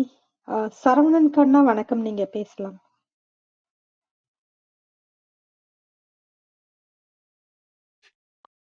வணக்கம். சரித்திரம் படைப்போம் தளத்தில் உள்ள அனைவருக்கும் வணக்கம். அசோக் மணி அவர்களுக்கு வணக்கம். நல்ல புத்தகம் இது, சரௌண்டட் பை இடியட்ஸ். இதில் ஒரு விஷயம் நல்லா இருந்தது. அது எப்படின்னா, நம்ம யாருன்னு நமக்கு தெரியும், ஆனால் நம்மளை பற்றி என்ன நினைக்கிறாங்கங்கிறது தெரியுமா அப்படிங்கிறத அந்த 4 தரப்பு 4 கலர் உள்ள வித்தியாசமான மனிதர்களை பற்றி உலகம் எப்படி நினைக்கிறது அப்படின்னு சொல்லிட்டு ஒரு விஷயம் சொன்னீங்க. அது ரொம்ப ரொம்ப வித்தியாசமாகவும் கரெக்டாகவும் தான் இருந்தது. எப்படின்னா, நம்ம சொல்கிறது நம்ம நினைக்கிறது நமக்கு நல்லா இருக்கும். ஆனால் நம்மளுடைய பார்வை, நம்மளை பற்றின எண்ணம் எப்படி இருக்குது அப்படிங்கிறதையும், பொதுவான ஒரு பொதுப்படையான எண்ணம் எப்படி இருக்குது அப்படிங்கிற ஒரு விஷயம் இந்த புத்தகத்தில் நல்லா இருந்தது. அந்த பாயிண்ட் ரொம்ப நல்லா இருந்தது. அது போக ஒவ்வொரு கலருக்கும் தனிப்பட்ட குணங்கள் இருக்கு இல்லையா, அது அது நம்மளை சுற்றி இருக்கிறவங்களோட நம்ம நினச்சி பார்த்துப்போம். இந்த புத்தகத்தோட தலைப்பு நம்மை சுற்றி முட்டாள்கள்னு எதுக்கு வச்சாங்கன்னா, ஒரு ஒரு ஒரு அட்டென்ஷன் சீக்கிங்காக கூட வச்சுருக்கலாம். வேறு ஏதாவது உளவியல் ரீதியாகவோ இல்லை கருத்து ரீதியாகவோ வச்சுருந்தா அது அவ்வளோ ரீச் ஆகிருக்குமான்னு தெரியல. இடியட்ஸ் அப்படின்னு சொல்லி சொன்னோன்னே எப்போவுமே நெகட்டிவ் வேர்ட்ஸுக்கு வந்து மக்கள் வந்து முன்னாடி போய் பாஞ்சு அதுக்குள்ளே என்ன இருக்குன்னு பார்ப்பாங்க. இன்னைக்கு கூட நம்ம சமூக வலைதளத்தில் அந்த பேனர் வைக்கிறாங்க இல்லையா? அந்த அதில் பார்த்தீங்கன்னா சம்மந்தமே இருக்காது. அந்த இரலவென்ட் டைட்டிலாக தான் இருக்கும். ஆனால் அதுக்குள்ளே போய் பார்த்தா அது சம்மந்தமாகவே இருக்காது. இது இது மாதிரி ஒரு யுக்தியில கூட இந்த பேர் வச்சிருக்கலாம். பட் இடியட் நம்மை சுற்றி முட்டாள்கள் அப்படின்னு சொல்லும்போது, அ அந்த அளவுக்கு முட்டாளா அப்படின்னு பார்த்தா, எல்லாருமே முட்டாள் தாங்கிற மாரி இருந்துச்சு. ஆனா நம்ம எதையும் ஒத்துக்க மாட்டோம். அழகான காலை பொழுது. நல்ல அருமையான உரை. எனக்கு இதோட சேர்ந்து உங்களுக்கு இன்னும் 2, 3 புத்தகம் கூட சொல்லலாம். ஏன்னா, இது வந்து மனிதர்கள பத்தி, நம்ம வந்து ஒவ்வொருத்தருடைய குணாதிசயங்கள பத்தி சொல்லியிருந்தீங்க. இதே மாரி ஆன்சியஸ் ஜெனரேஷன் சொல்லிட்டு குழந்தைகள பத்தி, குழந்தைகளோட தாட் ப்ராசஸ் பத்தி ஜோனாதன் அ ஹாய்ட் எழுதியிருப்பாரு. இன்னைக்கு இருக்கிற ஜெனரேஷன் வந்து எப்படி இருக்கு? அ அத எப்படி வந்து பேரண்ட்ஸ் ஹேண்டில் பண்ணணும்? அத எப்படி சொன்னா அவங்க ஏத்துக்குவாங்க? அவங்களுடைய உண்மையான ஆசையும், இதுவும் என்ன அப்படிங்கிறத அந்த அந்த புத்தகம் நல்லா சொல்லும். அப்புறம் எக்ஸலன்ட் அட்வைஸ் ஃபார் லிவிங்ன்னு சொல்லிட்டு கெவின் கெல்லியோட ஒரு புத்தகம். அ நெறைய அட்வைஸ் இருக்கும். அட்வைஸுங்கிறது நமக்கு உள்ள கேப் மாரி. நமக்கு வேணும்னா வச்சுக்கலாம், வேணாம்னா அ விட்டுடலாம். அந்த மாதிரி அந்த புத்தகம் ஆரம்பிக்கும். நெறைய அட்வைஸ பத்தியும், அட்வைஸ்க்கு பின்னாடி இருக்கிற உண்மையான தத்துவத்த பத்தியும் சொல்லுவாங்க. அது நல்லாயிருக்கும். அப்புறம் கிவ் அண்ட் டேக் அப்படின்னு சொல்லிட்டு ஆடம் கிராண்டோட புக்கு. ஸோ இந்த 3 புத்தகமும் நீங்க படிச்சு அதையும் நீங்க சொன்னீங்கன்னா நல்லாயிருக்குங்கிறது என்னோட தாழ்மையான கருத்து. அருமையான காலை பொழுது. வாழ்த்துக்கள். நன்றிங்க. உங்கள் அன்பான வாழ்த்துக்களுக்கும், கருத்துக்களுக்கும் மிக்க நன்றி. சில புத்தகங்களையும் அறிமுகப்படுத்தியிருக்கீங்க. அதற்கும் நன்றி. வேறு யாருக்காவது கருத்துக்கள் இருந்தா பகிரலாம். நித்யாதேவி வணக்கம். நீங்க பேசலாம். காலை வணக்கம். நல்ல ஒரு புத்தகம். மனிதர்களை சுத்தித்தான் நம்ம இருக்கோம், நம்மளாம் முட்டாள்களா அப்படின்ற மாதிரி தலைப்பே நல்லா இருந்தது. அதுலயும் கலர்ஸ் சொல்லவே முடியல, கலர்ஃபுல்லான டேயா இருந்தது. கலர் வந்து ரொம்ப முக்கியம். நிறங்கள் மனிதர்ல மட்டும் இல்ல, மொழிகள்ல நிறம் உண்டா, இந்த மாதிரிலாம் அந்த ஒவ்வொரு கலரா சொல்லும் பொழுது, அசோகையா சொல்லும் பொழுது நம்மளும் எந்த நிறம், கலப்படமா, கலர்படமா, நிழற்படமா, நிஜப்படமான்லாம் யோசிக்க வேண்டியதா இருந்தது. சரி, இந்த மாதிரி நபர்கள்கிட்ட இப்படி போய் அப்ரோச் பண்ணணுமா, அவங்க நம்மளை ஏத்துக்குவாங்களா, இவங்க நம்ம கூட உடன்பட்டிருக்காங்களே, இவங்க எந்த நேரமா அப்படின்றத சிந்திக்க வைக்கிற மாதிரி இருந்தது. நிஜமாவே உளவியல் ரீதியான புத்தகங்கள் உள்ளத்தை தொட தான் செய்யுது. அதுலயும் அது ஒன்னொன்னா கேட்கும் பொழுது எங்க பாப்பாங்களும் கேட்டுக்கிட்டே வந்துச்சு. நான் இப்ப பள்ளிக்கூடம் வந்துட்டேன், ஆனா அந்த பாப்பாங்க, நீ இந்த கலர் தான், நீ அந்த கலர் தான், நான் இந்த கலர் தான் அப்படின்னு அவங்க ஒரு 10 வயது பிள்ளைங்க வந்து யோசிக்கிற மாதிரி. சரவணன் ஐயா சொன்னாங்க, குழந்தைகள் பத்தி ஒரு புத்தகம் இருக்கு இது மாதிரி, அது கூட இதையும் கம்பேர் பண்ணலாம் அப்படின்னு சொல்லி. இன்னும் நிறைய புத்தகங்கள் நிறைய கொண்டு வர்றீங்க, நல்லா இருந்தது. நானும் ஒரு தளத்துல நீங்க சொன்ன ஒரு புத்தகத்தை படிச்சு ப்ரெசென்ட் பண்ணேன், நெவர் ஸ்பிளிட் த டிஃபரன்ஸ். நிஜமாவே வந்த நபர்கள் கொஞ்சம் முதல்ல கம்மியா இருப்பாங்க, அந்த புத்தகத்துக்கு கொஞ்சம் நிறைய பேரே வந்தாங்க. அது உங்களுடைய ஆடியோ புக்கும் கேட்டேன், நிறைய கொஞ்ச நேரம் வாசித்தேன். கொஞ்சம் கஷ்டமா தான் இருக்குது ஆங்கில புத்தகங்கள் படிக்கிறதுக்கு. அதுல என்ன சொல்ல வர்றாங்க, அந்த சரௌண்டிங்ல இருக்கிற மக்களை பத்தி சொல்லுவாங்களா, இல்ல நம்ம நாட்டுக்கு அது பொருந்துமா? 80% உண்மைன்னு சொன்னீங்க. இந்த 4 கலரை தவிர்த்து எல்லாமே மிக்ஸ்டாவும் உண்டா? ஏன்னா முதன்மை வண்ணங்கள் வந்து சிவப்பு, மஞ்சள், பச்சை அப்படின்னு சொல்லும். சிவப்பு, பச்சை, ஊதா சொல்லுவோம். ஆனா அதுல இருந்து அப்படியே ஜாயின் பண்ணி கலர்லாம் படிச்சிருப்போம் நம்ம அறிவியல் பாடங்கள் எல்லாம். அப்படியும் இருப்பாங்களா? நம்மளே எல்லா வண்ணமா இருப்போமா? இந்த கேள்விக்கு மட்டும் பதில் சொல்லுங்க. ரொம்ப அருமையான செஷன். 6:50 ஆயிடுச்சு, அதனால நான் நிப்பாட்டிக்கிறேன் அப்படின்னு சொல்லி அந்த காலத்தையும் கரெக்ட் பண்ணிட்டு நிறங்களோட நல்லா இருந்தது, இது வரமா இருந்தது. நன்றி, வணக்கம். மென்மேலும் வளர வேண்டும். வாழ்த்துக்கள். உங்கள் அன்பான வாழ்த்துக்கும் கருத்துக்களுக்கும் மிக்க நன்றிங்க நித்யா தேவி. அருள் சேவியர் சார் வணக்கம், நீங்க பேசலாம். வணக்கம் வணக்கம் வணக்கம் அனைவருக்கும் இனிய காலை வணக்கம். நல்ல புத்தகம். சரவணன் கண்ணன் இவர் சொன்ன மாதிரி ஒரு தலைப்பு ஒரு நெகட்டிவா இருந்தா என்னடா இது நெகட்டிவா இருக்குன்ட்டு எல்லாரும் அது என்னன்னு தான் போய் பார்க்கலாம் அப்படிங்கிற மாதிரி போகணும். அது மாதிரி நம்மை சுற்றிலும் முட்டாள்கள் அப்படின்னு தலைப்பு அப்படி ஈர்ப்பு. நல்ல ஒரு சைக்கலாஜிக்கலான ஒரு புக்கு. நம்மை சுற்றியுள்ள மனிதர்கள் எந்த நிறத்தில் இருக்கிறார்கள், அதே மாதிரி நீங்க எந்த நிறத்துல இருக்கிறீங்க அப்படிங்கிற ஒரு பார்வை அருமையா இருந்தது. இதுல அவர் சொல்ல சொல்ல ஏதாவது படங்களை, சினிமா படங்களை ஒப்பிட்டு பார்த்தேன். இந்த கலருக்கு அந்த கேரக்டருக்கு தான் அப்படிங்கிற மாதிரி. அந்த விசுவாசம் படத்துல அந்த பொண்ணோட அப்பா அவர் ரெட்டா இருக்காரு போல.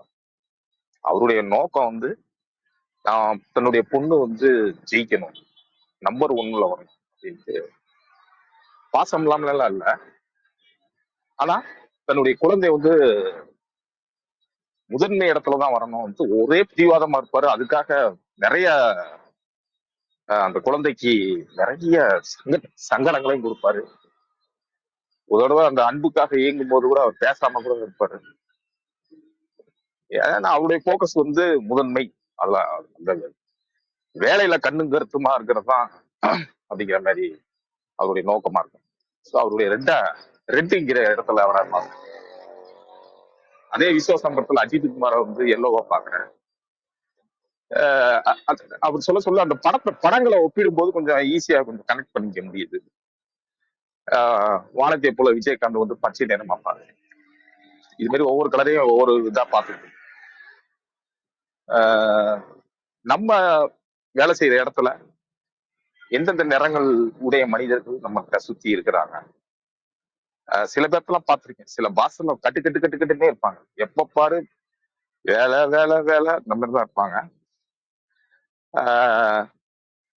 சில பேர் வந்து தோல்ல தட்டி கொடுத்து வேலை செய்ய முதலாளிகள் இருக்காங்க. அவங்க ஆட்டோமேட்டிக்கா நம்ம அவங்களுடைய அன்புக்காக, அவங்க நம்ம மேல வச்சிருக்க நம்பிக்கைக்காக நம்ம அந்த வேலை செய்து முடிக்கணுங்கிற ஒரு உணர்வு தோன்றும். அந்த மாதிரி தோல்ல தட்டி கொடுக்குற பாஸ் இருப்பாங்க. சில பேர் கட்டாயத்தினால வேற வழியே இல்லாம, விருப்பம் இல்லாம நம்ம அவங்க சொன்ன அந்த அதிகாரமா சொல்ற அந்த இதை நம்ம கேட்டு அப்படியே வேலை செய்யறவங்களும் இருக்கிறாங்க. தன்முனைப்போடு வேலை செய்யறவங்களும் இருக்கிறாங்க. இது என்னுடைய வளர்ச்சிக்கு இது தேவை, எனக்கு இது வேணும் அப்படின்னு சொல்லி அந்த மாதிரி தன்முனைப்பு எனக்கு வேணும் அப்படிங்கிற அந்த ஒரு இதுல செல்ஃப் மோட்டிவேஷன்ல வேலை செய்யறவங்களும் இருக்காங்க. ஸோ இந்த ஒரு சொன்ன நிறங்கள்லாம் அந்த ஒரு மேனேஜ்மெண்ட்ல எல்லா நிறங்களையும் பார்க்க முடியுது. நம்ம எந்த நேரத்துல இருக்கிறோம், ப்ளூவா இருக்கோமா, எல்லோவா இருக்கோமா, ரெட்டா இருக்கோமா, கிரீனா இருக்கோமா அப்படின்ட்டு. அதே இது வந்து நம்மளும் அதே மாரி அந்த ஆத்த எழுதியிருப்பாரு, ட்ரிங்க்ஸ் அடிச்சுட்டா அவங்கவுங்க நிறங்கள் எப்படி எப்படிலாம் மாறுது. அருமையா சொன்னார். அது உண்மைதான். ஏன்னா நிறைய பேரு தைரியமா பேச வராது, நிறைய மனசுல குத்தி கிடக்கும், ஆனா வெளியே பேசுறதுக்கு வராது. அவங்க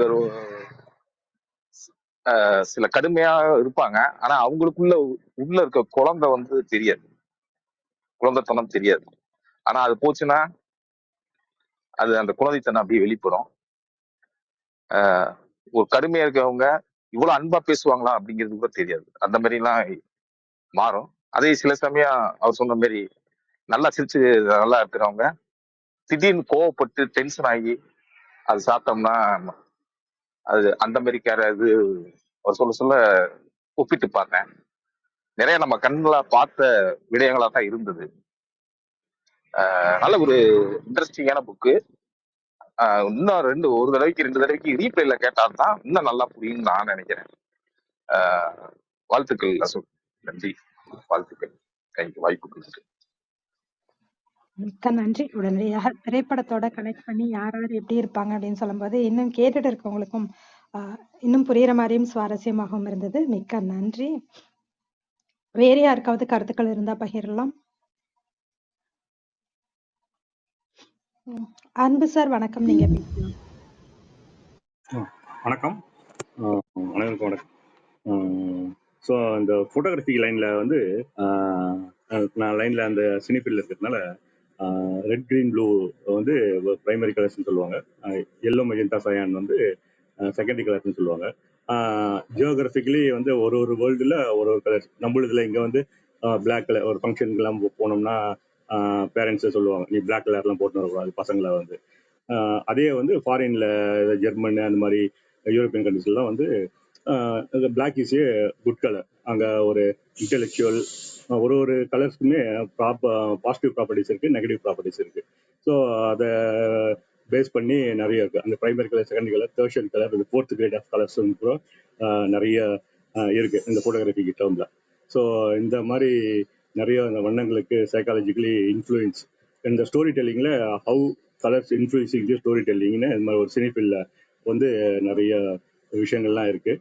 ஸோ அசோக் மணி சார் வந்து அருமையாக கலர்ஸை பற்றி psychologically how it influence in human பிஹேவியர்ன்ற அருமையாக சொன்னார். வாழ்த்துக்கள், நன்றிகள். மிக்க நன்றி. உங்கள் அன்பான வாழ்த்துக்கும் கருத்துக்களுக்கும் நன்றி. நிச்சயமா இன்னொரு முறை இன்னும் நிறைய விளக்கங்கள் நீங்க பகிர்ந்துக்கணும் அப்படிங்கிறதும் கேட்டுக்கிறோம். நன்றி. காசி ஆறுமுகம் வணக்கம். நீங்க பேசலாம். அனைவருக்கும் இனிய காலை வணக்கம். இந்த 4 வண்ணங்களுக்குள்ள எல்லோருடைய குணங்களும் அடங்குமா அப்படின்னா கொஞ்சம் சந்தேகமாக தான் இருக்குது.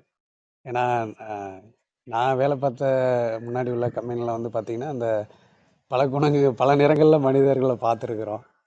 ஏன்னா ஒரு சில பேருக்கு இருக்கும்.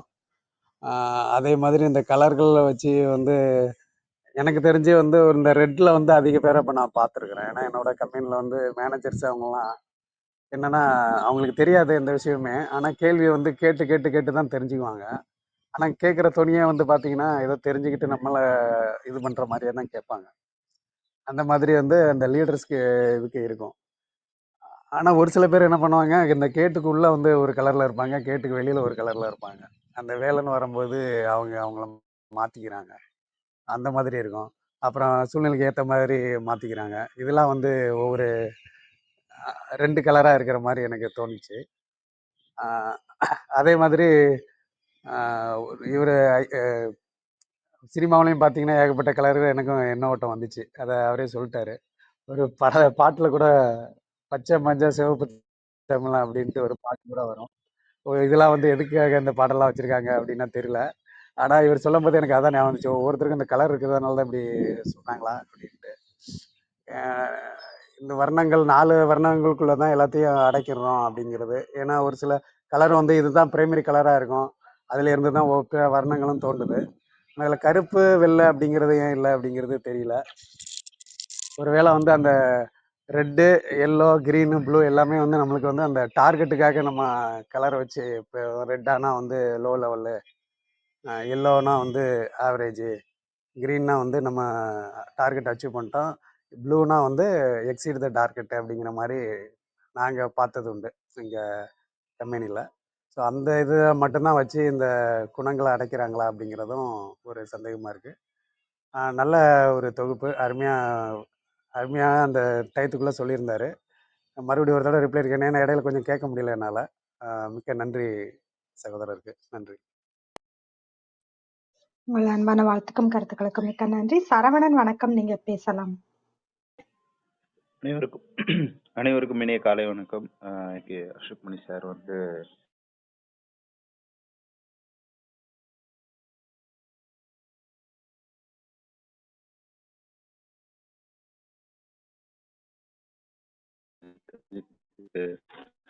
நல்ல ஒரு பேஸ்மெண்டா இருந்தது.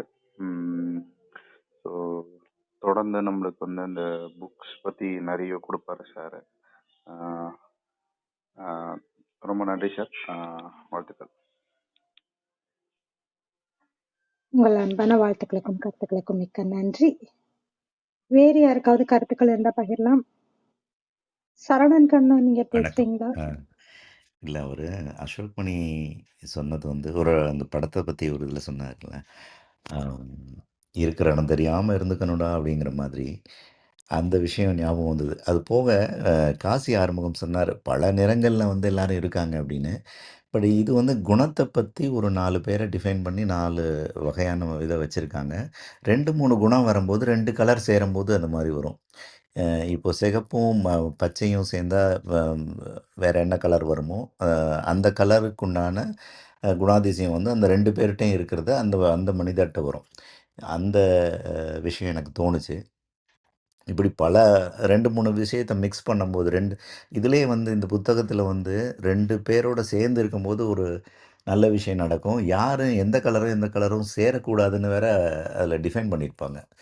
அ அதுல அ இந்த ரெட்டும், ப்ளூவும் சேரக்கூடாது அப்படிங்கிற மாதிரிலாம் சொல்லியிருப்பாங்கன்னு நெனைக்கிறேன். எனக்கு கரெக்ட்டா தெரியல. பட் எல்லோவோட எல்லாரும் சேர்ற மாரி இருக்கும். அது மாதிரி அ நம்ம ஒரு டீமா இருக்கோம்னா, எல்லா தரப்பு மக்களும் நமக்கு பக்கத்திலே இருப்பாங்க. நம்ம வீட்ல இருக்கிறவங்களே நமக்கு டெட் அகெயின்ஸ்டா ஆப்போசிட்டா ஒரு கேரக்டரா தான் இருப்பாங்க. அவங்க கூட நம்ம எப்படி ட்ராவல் பண்றோம், அதே மாரி தான் சமூகத்திலயும் நம்ம வந்து அவங்கள நம்ம எந்த இடத்துல அவங்கள ஈகோவ கான்ஃப்ளிக்ட் பண்ணாம வச்சுக்கிறது, எந்த இடத்துல எப்படி ட்ராவல் அவங்களுக்குன்னு ஒரு ப்ளஸ் பாயிண்ட் இருக்கும். அந்த ப்ளஸ் பாயிண்ட் அந்த அந்த அ கோர் காம்படென்சின்னு ஒண்ணு இருக்கும். அத நம்ம டியூன் பண்ணிட்டு, அதோட நம்ம ட்ராவல் பண்றது, அ அவங்கள அதுக்காக அவங்கள தாஜா பண்ணிட்டு போறதில்ல. அந்த இடத்துல வந்து இவங்க இதுக்கு ஃபிட் ஆவாங்க அப்படின்னு சொல்லிட்டு, அ ஒரு குறள் கூட இருக்கு. அது திருக்குறள். அது சரியா ஞாபகம் இல்ல எனக்கு. அம் அ இந்தந்த வேலைக்கு இந்தந்த ஆள சூஸ் பண்ணாலே பாதி வேலை முடிஞ்சிருங்கிற மாதிரி.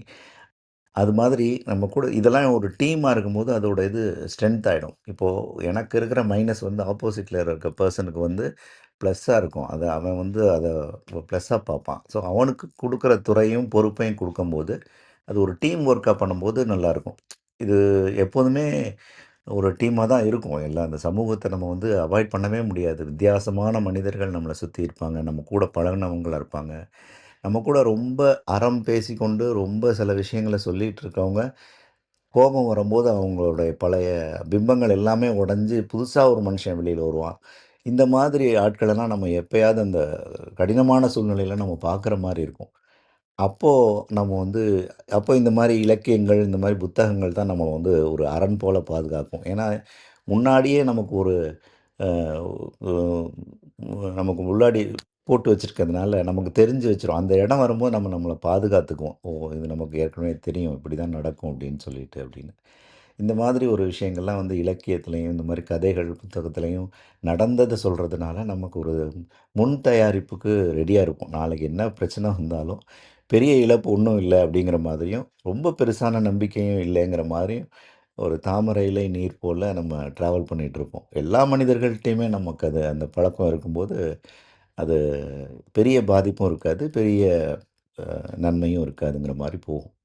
நல்ல நல்லா இருந்ததுங்க. நன்றி வாய்ப்புக்கு. நிறைய விளக்கங்கள் கொடுத்தீங்க. மிக்க நன்றி. வேறு யாருக்காவது கருத்துக்கள் இருந்தா பகிரலாம். நன்றி அனைவருக்கும். அசோக் மணி, உங்கள் ஏற்புரைக்கான நேரம். உங்கள் நிறைவு கருத்துக்கள் நீங்க பகிர்ந்துக்கலாம். தேங்க்ஸ். நான் ஒரு 3 இதை அட்ரஸ் பண்ணணும்னு நினச்சேன். ஒன்று, நித்யாதேவி மேடம் கேட்டிருந்தாங்க, இந்த மாதிரி கலர்ஸ் இருந்துட்டு இது எல்லாமே ஒரே கலர் தானா அப்படிங்கிற மாதிரி ஒரு கொஸ்டின். அந்த கொஸ்டின் ரிப்பீட் பண்ணாமல் நான் அண்டர்ஸ்டாண்ட் பண்ணதை வச்சுட்டு இது சொல்கிறேன். ஸோ பேசிக்கலி இந்த புக்கிலே கூட சொல்லியிருப்பாங்க, இது இருந்துட்டு நம்மளால எதையுமே ஒரு 100% ஒரு ஆள் ஒரு கலர்ல தான் இருப்பாருன்ட்டு நம்ம எதிர்பார்க்கவே கூடாது. 4 கலரும் இப்போ நம்ம ஒரு ஒரு கேரக்டரும் சொல்லும்போது நமக்கு ஒரு ஐடியா கிடைக்கும். அந்த புக்கை நீங்கள் படிச்சீங்கன்னா உங்களுக்கு க்ளீனாக புரியும். ஐயோ இது நானாச்சே அப்படின்னு சொல்லிட்டு, பட் அடுத்த லைன்ல அந்த கலரை பத்தி சொல்லும்போது இது நான் இல்லை அப்படிங்கிற மாதிரி. ஸோ இது என்ன பாயிண்ட்னா, எல்லா கலருமே எல்லாருக்குள்ளேயும் மிக்ஸ் ஆயிருக்கு. அதுல இந்த மோஸ்ட் ப்ரொடாமினன்ட் கலர் அப்படின்னு சொல்லுவோம். இதுல எது நம்மளை ஆதிக்கம் பண்ணுது, இந்த 4 கலர்ல எது நம்மளை ரொம்ப ஆதிக்கம் பண்ணுதோ அந்த அதை பேஸ் பண்ணி தான். அதனால தான் ஒரு ஆள் 100% நம்மளால கெஸ் பண்ணவே முடியாதுன்ட்டும் சொல்றாரு அவரு. ஸோ ஃபார் எக்ஸாம்பிள், ரெட் இருந்துட்டு டெஃபினெட்லி அடுத்தவங்கள பத்தி கேர் பண்ணவே மாட்டாருன்னு சொல்ல முடியாது. ரெட் இருந்துட்டு அடுத்தவங்கள பத்தி கேர் பண்ணுவாரு. பட் நம்ம வெளியில இருந்து பார்க்கும்போது அவர் கேர் பண்ணாது. இன்ஃபேக்ட் இந்த புக்ல கூட ஒரு சின்ன கதை வரும். இந்த ஆத்தரே இருந்துட்டு ரெட் ரெட்டா இருக்கிற ஒரு ஆள்கிட்ட ஒர்க் பண்ணும்போது அந்த ரெட்டா இருக்கிற ஆள் தான் கேட்டிருப்பாராம் இவர்கிட்ட, இந்த மாதிரி உன் பொண்ணு புது ஸ்கூல்ல ஜாயின் பண்ணியிருக்காளே, எப்படி இருக்கு அந்த ஸ்கூல் அப்படின்ட்டு.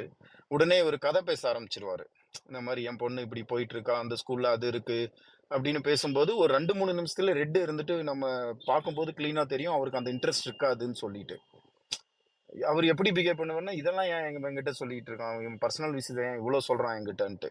ஆக்சுவலி கேட்டதே அவர் தான். அப்ப ஆத்தர் இருந்துட்டு எப்படி அதை கெஸ் பண்ணியிருப்பாருன்னா, சரி அவருக்கு பாசம் இல்லைன்ட்டு கிடையாது, அவர் காட்டுற விதம் அவருக்கு அது இம்பார்ட்டன்ஸ் கிடையாது, அவருக்கு வேலை தான் இம்பார்ட்டன்ட். அதனால அவரும் ஒரு மனுஷன் தான், எமோஷன்ஸ் இருக்கும். பட் கதை சொல்லிக்கிட்டு இருந்தோம்னா எனக்கு இவ்வளவு இன்ஃபர்மேஷன் இந்த விஷயத்தை பத்தி எனக்கு தேவையில்லை, நீ இவ்வளவு என்கிட்ட பேச வேண்டியதில்லை இதை பத்தி அப்படிங்கிற மாதிரி பிஹேவ் பண்றாரு. ஃபார் எக்ஸாம்பிள் அப்படி அவர் கேட்கும்போது ஒரு ரெட்டு கிட்ட நம்மளோட ஆன்சர் எப்படி இருக்கணும்னா, உன்னோட பொண்ணோட புது ஸ்கூல் எப்படி இருக்குன்னு அவங்க கேட்டாங்கன்னா நம்மளோட ஆன்சர் எப்படி இருக்கணும்னு சொல்றாருன்னா அவரு கிரேட் அப்படின்ட்டு ஒரே வார்த்தையில முடிச்சிடணும். ஏன்னா அவங்களுக்கு பர்சனலா பேசுறது ரொம்ப பிடிக்காது. அவங்க கேட்ட கொஸ்டினுக்கு ரொம்ப ஷார்ட்டா பதில் சொல்லி கிரேட்னு சொல்லி முடிச்சிருங்க அப்படிங்கிற மாதிரி.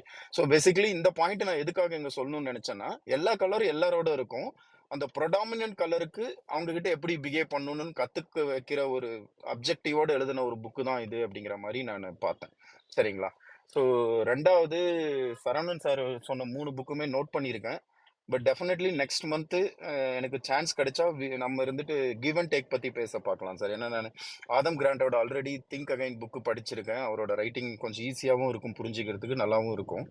ஸோ அதனால் அந்த புக்கு வேணால் ட்ரை பண்ணலாம் சார். அது மூணாவது, காசி ஆறுமுகம் சார் கேட்டார் அது ஏன் மற்ற கலரு பிளாக்கு ஒயிட் எல்லாம் நம்ம இதில் சேர்க்கல அப்படின்ட்டு. சார் இது ரொம்ப சிம்பிள். என்னன்னா இந்த உலகத்துல இருக்க எல்லா ஆளுங்களையும் 4 விதமா பிரிக்கலாம் அப்படின்னு சொல்றாரு. அந்த 4 விதத்துக்கும் ஒரு கலர் கொடுக்கணும்ட்டு நீங்க சொன்னீங்க பாத்தீங்களா, ரெட்டுன்னா லோ கிடையாது. ஆக்சுவலி உங்க கம்பெனில சொல்ற விஷயம் கூட ரெட்டுன்னா அலாம், அதாவது ஒரு டேஞ்சரான சுச்சுவேஷன், அந்த ஆளோட பர்ஃபார்மன்ஸ் சரியில்லை அதனால கொஞ்சம் பார்த்து பண்ணணும் அப்படின்ட்டு. எல்லோன்றது பரவாயில்ல, அதாவது ரெட் அளவுக்கு மோசம் கிடையாது பட் ரொம்ப கிரேட்டும் கிடையாது. கிரீன்ன்றது நமக்கு எல்லாருக்குமே ஒரு அக்செப்டன்ஸ் கலர், ஓகே இந்த ஆளை நம்ம அக்செப்ட் பண்ணிக்கலாம் அப்படின்றது. ப்ளூங்கிறது என்னன்னா எல்லாருக்குமே ஒரு பிடிச்ச கலரா இருக்கும். ப்ளூ இருந்துட்டு ஒரு என்ன சொல்றது, ஒரு பிளசண்டான கலர்.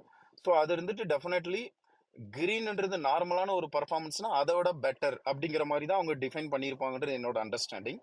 ஸோ அந்த கலருக்கும் இதுக்கும் சம்மந்தம் கிடையாது சார், இது ஆக்சுவலி ரிவர்ஸ். கடைசியா நான் சொல்லணும்னு நினைக்கணும்னு சொன்ன ஒரே ஒரு விஷயம் என்னன்னா, நோ ஒன் இஸ் பர்ஃபெக்ட். ரெட்டுன்னா நிறைய பேர் லீடரா இருக்கிற மாதிரி தெரியும் பட் அவங்க உண்மையான லீடரான்றதுல நிறைய கொஸ்டின்ஸ் இருக்கும். ஃபார் எக்ஸாம்பிள் கிரீன் பத்தி நம்ம பேசும்போது ரொம்ப அமைதியான ஆளுங்கன்ற மாதிரி பேசணும். கிரீன்ல இருக்க 2 லீடர் யாருன்னு சொன்னா எல்லாருமே ஷாக் ஆகும். ஒன்னு இருந்துட்டு ஜீசஸ், இன்னொன்னு இருந்துட்டு மகாத்மா காந்தி. இவங்க 2 பேருமே கிரீன் கலர் தான். பட் மகாத்மா காந்தி ஒரு ஃபாதர் ஆஃப் நேஷனுங்கிற அளவுக்கு ஒரு லீடரா இருந்திருக்காரு. ஸோ நான் கிரீனு என்னால லீடர் ஆக முடியாதுன்ட்டு யாருமே இங்க யாராவது கிரீன் ஃபீல் பண்ணீங்கன்னா எடுத்துக்க வேண்டாம். ஸோ டெஃபினெட்லி கிரீன்லயும் பெரிய பெரிய லீடர்ஸ்லாம் இருந்திருக்காங்க மகாத்மா காந்தி மாதிரி அப்படின்னு சொல்லிட்டு நான் சொல்லணும்னு நினைச்சேன். எல்லா கலர்லயும் லீடர் இருக்காங்க, எதுவுமே பர்ஃபெக்ட் கிடையாது, எல்லா இதுலயுமே பிளஸ் அண்ட் மைனஸ் இருக்கு. அந்த பிளஸ் எப்படி நம்ம யூஸ் பண்ணிக்கணும், மைனஸ் எப்படி இக்னோர் பண்ணணுன்றது தான் இந்த புக்கோட கான்செப்ட். தேங்க்யூ மேடம், முடிச்சிட்டேன்.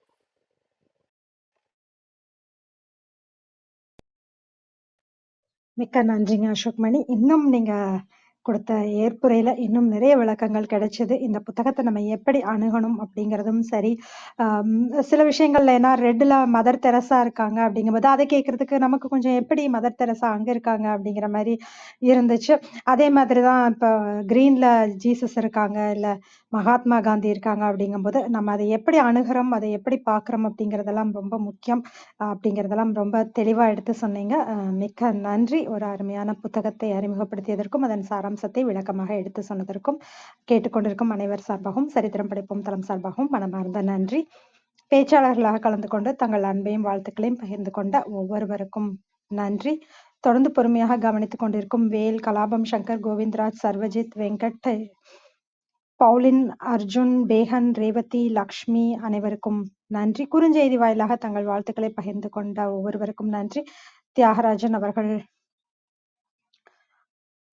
அன்பு சார் அவர்களும் தங்களோட வாழ்த்துக்களை தெரிவிச்சிருக்காங்க. நித்யாதேவியும் அருமைன்னு சொல்லியிருக்காங்க. ராமச்சந்திரன் ஐயா, அன்பு சகோதரர் அசோக்மணி அவர்களின் மனிதர்களை இனம் கண்டு கொள்வது பற்றிய உளவியல் ரீதியான புத்தகத்தின் சாராம்சத்தை அற்புதமாக விளக்கினார். நன்றி, வாழ்க வளமுடன் அப்படின்னு சொல்லியிருக்காரு. மிக்க நன்றி. மறு ஒலிபரப்பு வாயிலாக நிகழ்வினை கேட்கவிருக்கும் அனைவருக்கும் நன்றி. மீண்டும் நாளை காலை 6 மணிக்கு பயணங்கள் முடிவதில்லை என்ற தலைப்பில் நந்தினி வெங்கடேஷ் அவர்களின் பயண அனுபவங்களை கேட்க அனைவரும் காலை 6 மணிக்கு நம்மோடு இணைந்து கொள்ள வேண்டும் என்று அன்போடு கேட்டுக்கொண்டு விடைபெற்றுக் கொள்கிறோம். அனைவருக்கும் நன்றி, அனைத்திற்கும் நன்றி, ஆண்டவனுக்கும் நன்றி. 5, 4, 3, 2, 1 நன்று.